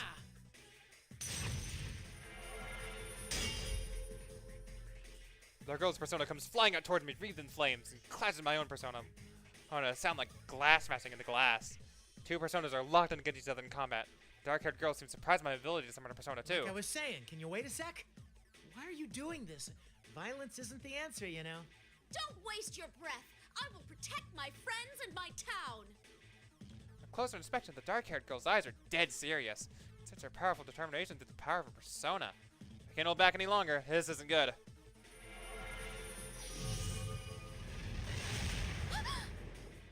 Whoa! What a pain! What are you, stupid or something? Stupid. The dark-haired girl gets blasted across the area with a scream. I turn back in surprise to see another long-haired persona. What? Oh. What? Anyway. It's totally an unexpected turn of events. Rosette has a persona too? That persona made from that attack just now. How long are you gonna keep up this stupid charade? Cheap sob stories don't bring in the ratings these days. What use are friends anyway? Fake we say. I'm surprised to hear the words coming like that out of this cute pop idol. What's wrong with that? That's not true. I try harder because of my friends. Aw. They make me stronger. They give me people to live up to and people to protect. And if you deny that strength, then I cannot lose against you. Yep. I can understand that feeling. She's right. Aw, crap.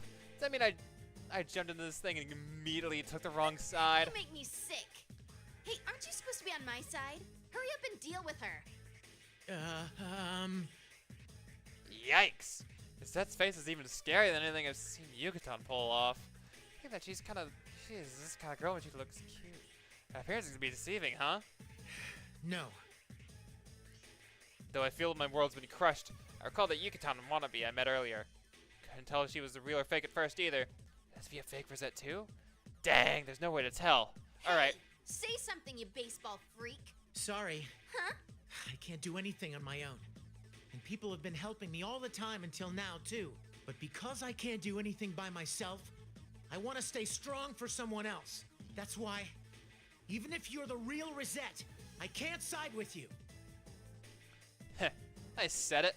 That wasn't something I learned from... That was something I learned from back then that I've been telling the kids. Well, that doesn't mean it. Ain't that everything you do gets results.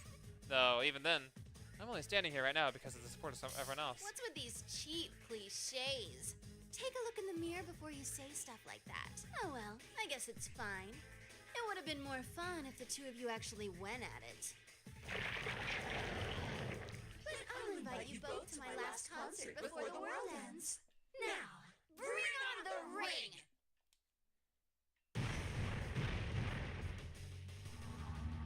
Ooh, unavoidable battle.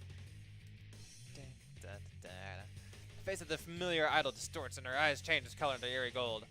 Rosette changes a hand, 4 red pillars come crashing down in the sky through the fog and slam into the 4 corners of the food court. Oh, I recognize this. Looks like I was right. You're not the culprit? I'm Junpei Iori, the nuclear warhead of the Shadow Operative Missile. I'm sorry I doubted you. The Shadow Operatives? You mean Mitsuru-san? Yep, that's right. Can you stand back a little? It hardly counts as an apology, but I'll take care of this for you. Alright.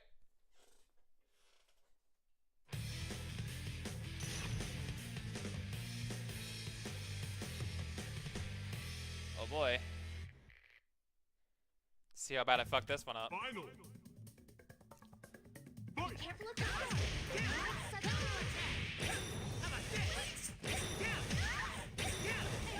pressure test. Here goes! This way! Clang.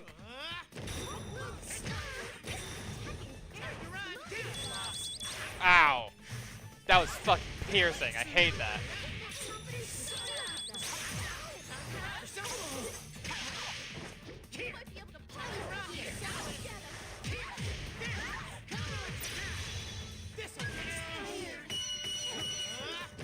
I'm glad I could help you fight. Thank you. Cool. That wasn't too bad.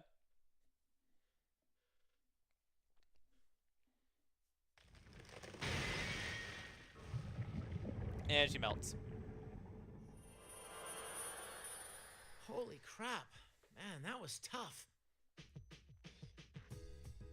A stylish victory, of course, even though my ears are still ringing. Red pillars shatter, the fake rosette crumbles and then melts. Yeah, that's going into my personal nightmare fuel folder for a while. Maybe I can use this new story for Junpei's Believe It or Don't. Thank you, Junpei-san. I'm Yukiko Imagi. You have to know more to play better with Junpei. Yeah, I believe it. Yeah, Yukiko-san, huh? Are you a high schooler from around here? Can I ask you something? Huh? Are you hitting on me? What? Come on, really? I just want to know what's going on in this town. I'm sorry. I get caught up with weird people too often. I mean, you've got a beard and a baseball bat. Come on, you're treating me more like a criminal suspect than a dude who's hitting on you. I'm not a bad guy, okay? But I can see how you get caught up in situations like that. I No. mean, you are cute. When it happens, use the Junpei-style stranger danger technique. God, Junpei, you're digging yourself a hole. Junpei style? Oh, is that like Hanayagi style? Something like that. I teach kids baseball, and I also teach them basic self-defense from suspicious people. Stranger danger technique number 1. First, you have to yell really loud. Always start by yelling for help. Huh, okay. No! What? Like that? Yeah, that was pretty promising. Huh? Yukiko-senpai, get away from him! Oh, not again. Was that standing here at the entrance of the food court, even though she disappeared only a moment ago? Could this be the real one? But she has her persona out, and I feel like she's just as menacing as the fake from before. Get away from her, you perv! Holy crap, that was close. This is a misunderstanding, Reset. A misunderstanding. Turns out my luck isn't on my side today. Like, it's actually working against me. I got called a perv by my favorite teen idol, and she has a persona. And then when I learn she has a persona, she hits me with it. Hold on, Risei-chan. He has a beard, but he's not a creep. Huh? God, these two are such fucking losers. Oh my god. Rosette finally stops attacking when she hears Yukiko-san call out, and I desperately try to explain what I've been going through up until now. But wow, this really is Rosette. The real Rosette. Maybe luck's on my side after all. Oh my god, this fucking guy. I'm so sorry. I thought Yukiko-senpai was screaming because she was being assaulted. But I'm glad you're okay. I figured that if I came to the food court, there'd be someone else here. I'm glad you're okay too, Risei-chan. And it looks like you can use your persona to fight now? That's amazing! It's true that Rosette's persona was impressive. And with her... Add that in with her calling me a perv, and I feel like this experience is going to traumatize me. So, this is Junpei Iori. He's supposedly a nuclear landmine for the Shadow Operatives. What warhead, but... Oh, so you're one of Mitsuru-san's team. I'm Risei Kujikawa. It's nice to meet you. You too. Just call me Junpei. And that's supposed to be nuclear warhead. Yeah, this fucking guy. Nuclear landmine? Sounds like a huge weakness, doesn't it? It's not something I want to be known as. And again, neither one of those two seem to have much interest in me, or do they? Why are you here, Junpei-san?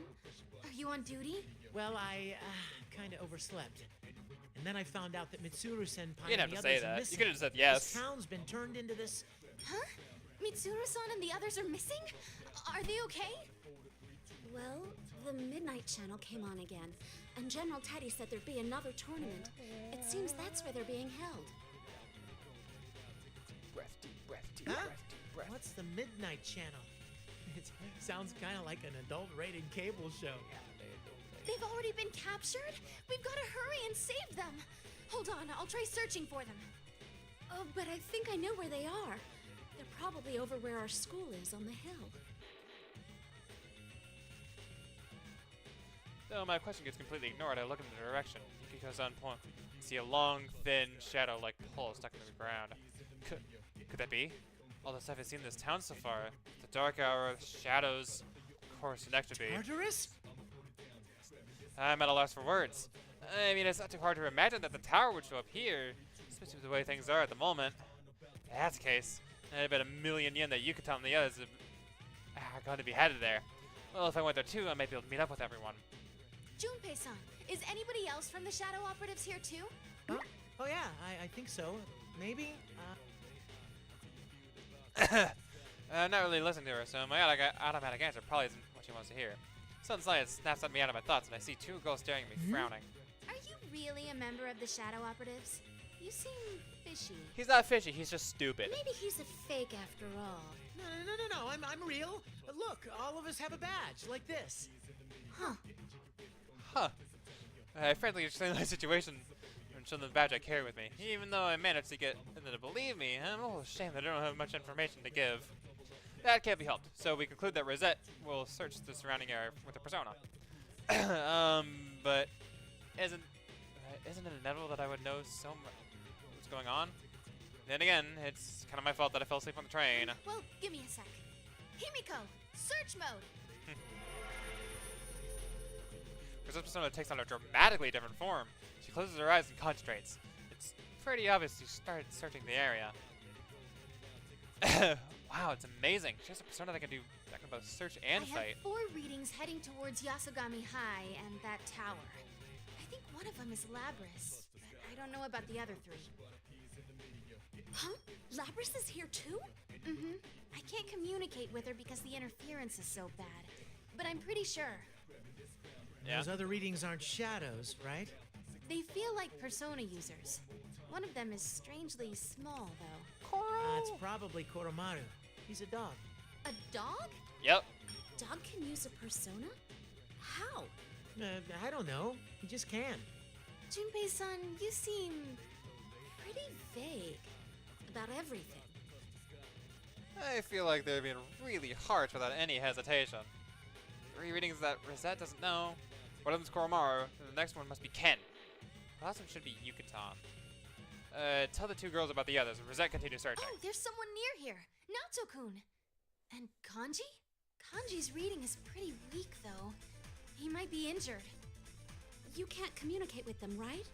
If they're close, then should we go directly there to help them out? Yeah, but then we're putting a hold on rescuing Mitsuru-san and her team, aren't we? I think you know that in Japan having a beard is a bad look. I didn't know that, actually. Is that a thing? I knew about tattoos. I knew tattoos were pretty looked down upon because of the whole Yakuza thing. But I didn't know facial hair was a I don't want to say taboo because I don't know if that's actually how it is, but I don't know if facial hair was looked down upon. That's interesting. Right. So you 2 should hurry to where this Kanji-kun is. I'll keep heading to that tower. Based on what you said before, Makes sounds sense, like my comrades are going that way after all. Like, I guess like in all the footage I've seen like in Japan, a lot of people didn't have, like very particularly didn't have facial hair. I don't know. Okay. Oh, but... Oh, right. That would leave you 2 girls alone. Do you want me to go with you? I mean, if you really want me, I'll do it. Well, I'm suggesting that 2 girls might want me around just in case. Well, just in case. I notice that they're both looking at me with blank expressions.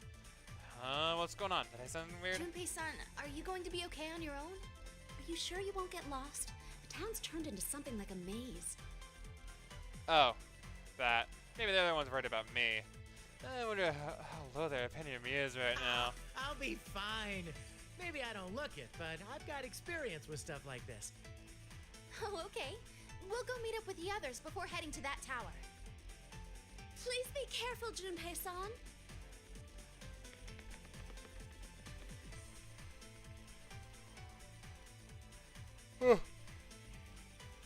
With that, the 2 girls easily leave the food court. They didn't freak out over this bizarre situation at all. Man, high school girls these days sure are tough. Pull myself together and began rushing towards the Tartarus-like tower. Ever since I became a shadow operative, this is the first time I've encountered an abnormal situation like this.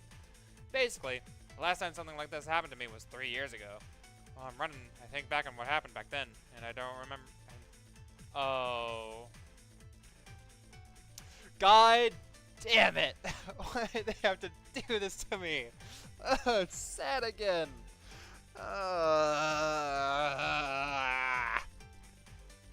You fucking kidding me?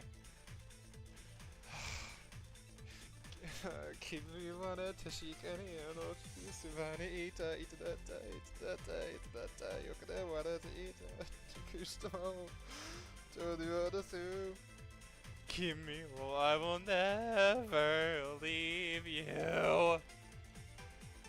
God damn it. Okay, anyway. Sorry, I suddenly just got all of my depression back all of a sudden. Anyway. Oh my god. Running back, I think about what happened back then, and I remember him. Don't you worry about me, man. I got this.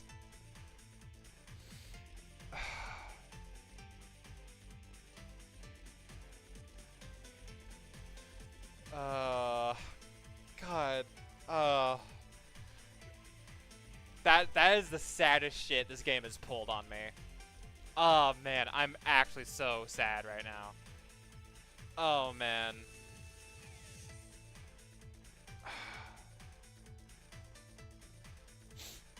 Anyway.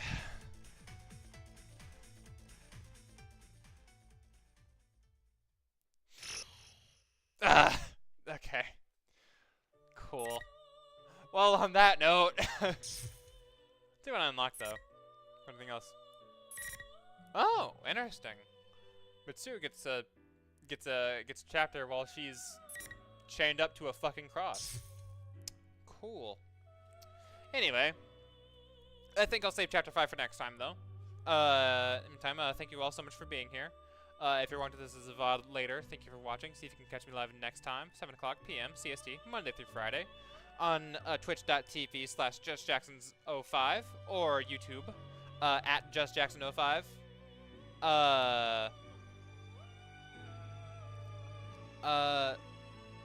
Most deserved death in the game industry. What? No. Don't say that. Don't say that about my boy Dor. Don't say that about Dorkun.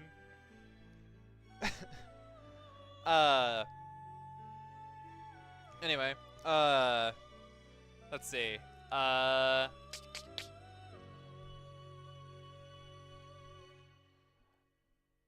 Yes, I can. Just give me a second. Let's see. Tomorrow. Ooh. You might have seen the short. I got a new capture card. So I did some testing, and I think I actually can stream from my PS4 again now. So I think tomorrow we'll try out an episode of Metaphor ReFantagio, because I have not touched that game since I fucking wasn't able to play it or stream it. So we'll see what that we'll see about that. I'll do another test stream. It'll be a private, so don't like be on the lookout for it or anything. But yeah. Metaphor ReFantagio probably tomorrow. Look forward to it. And then this will be back in that case Wednesday, and I'll go back to my Monday, Wednesday, Friday, Tuesday, Thursday schedule.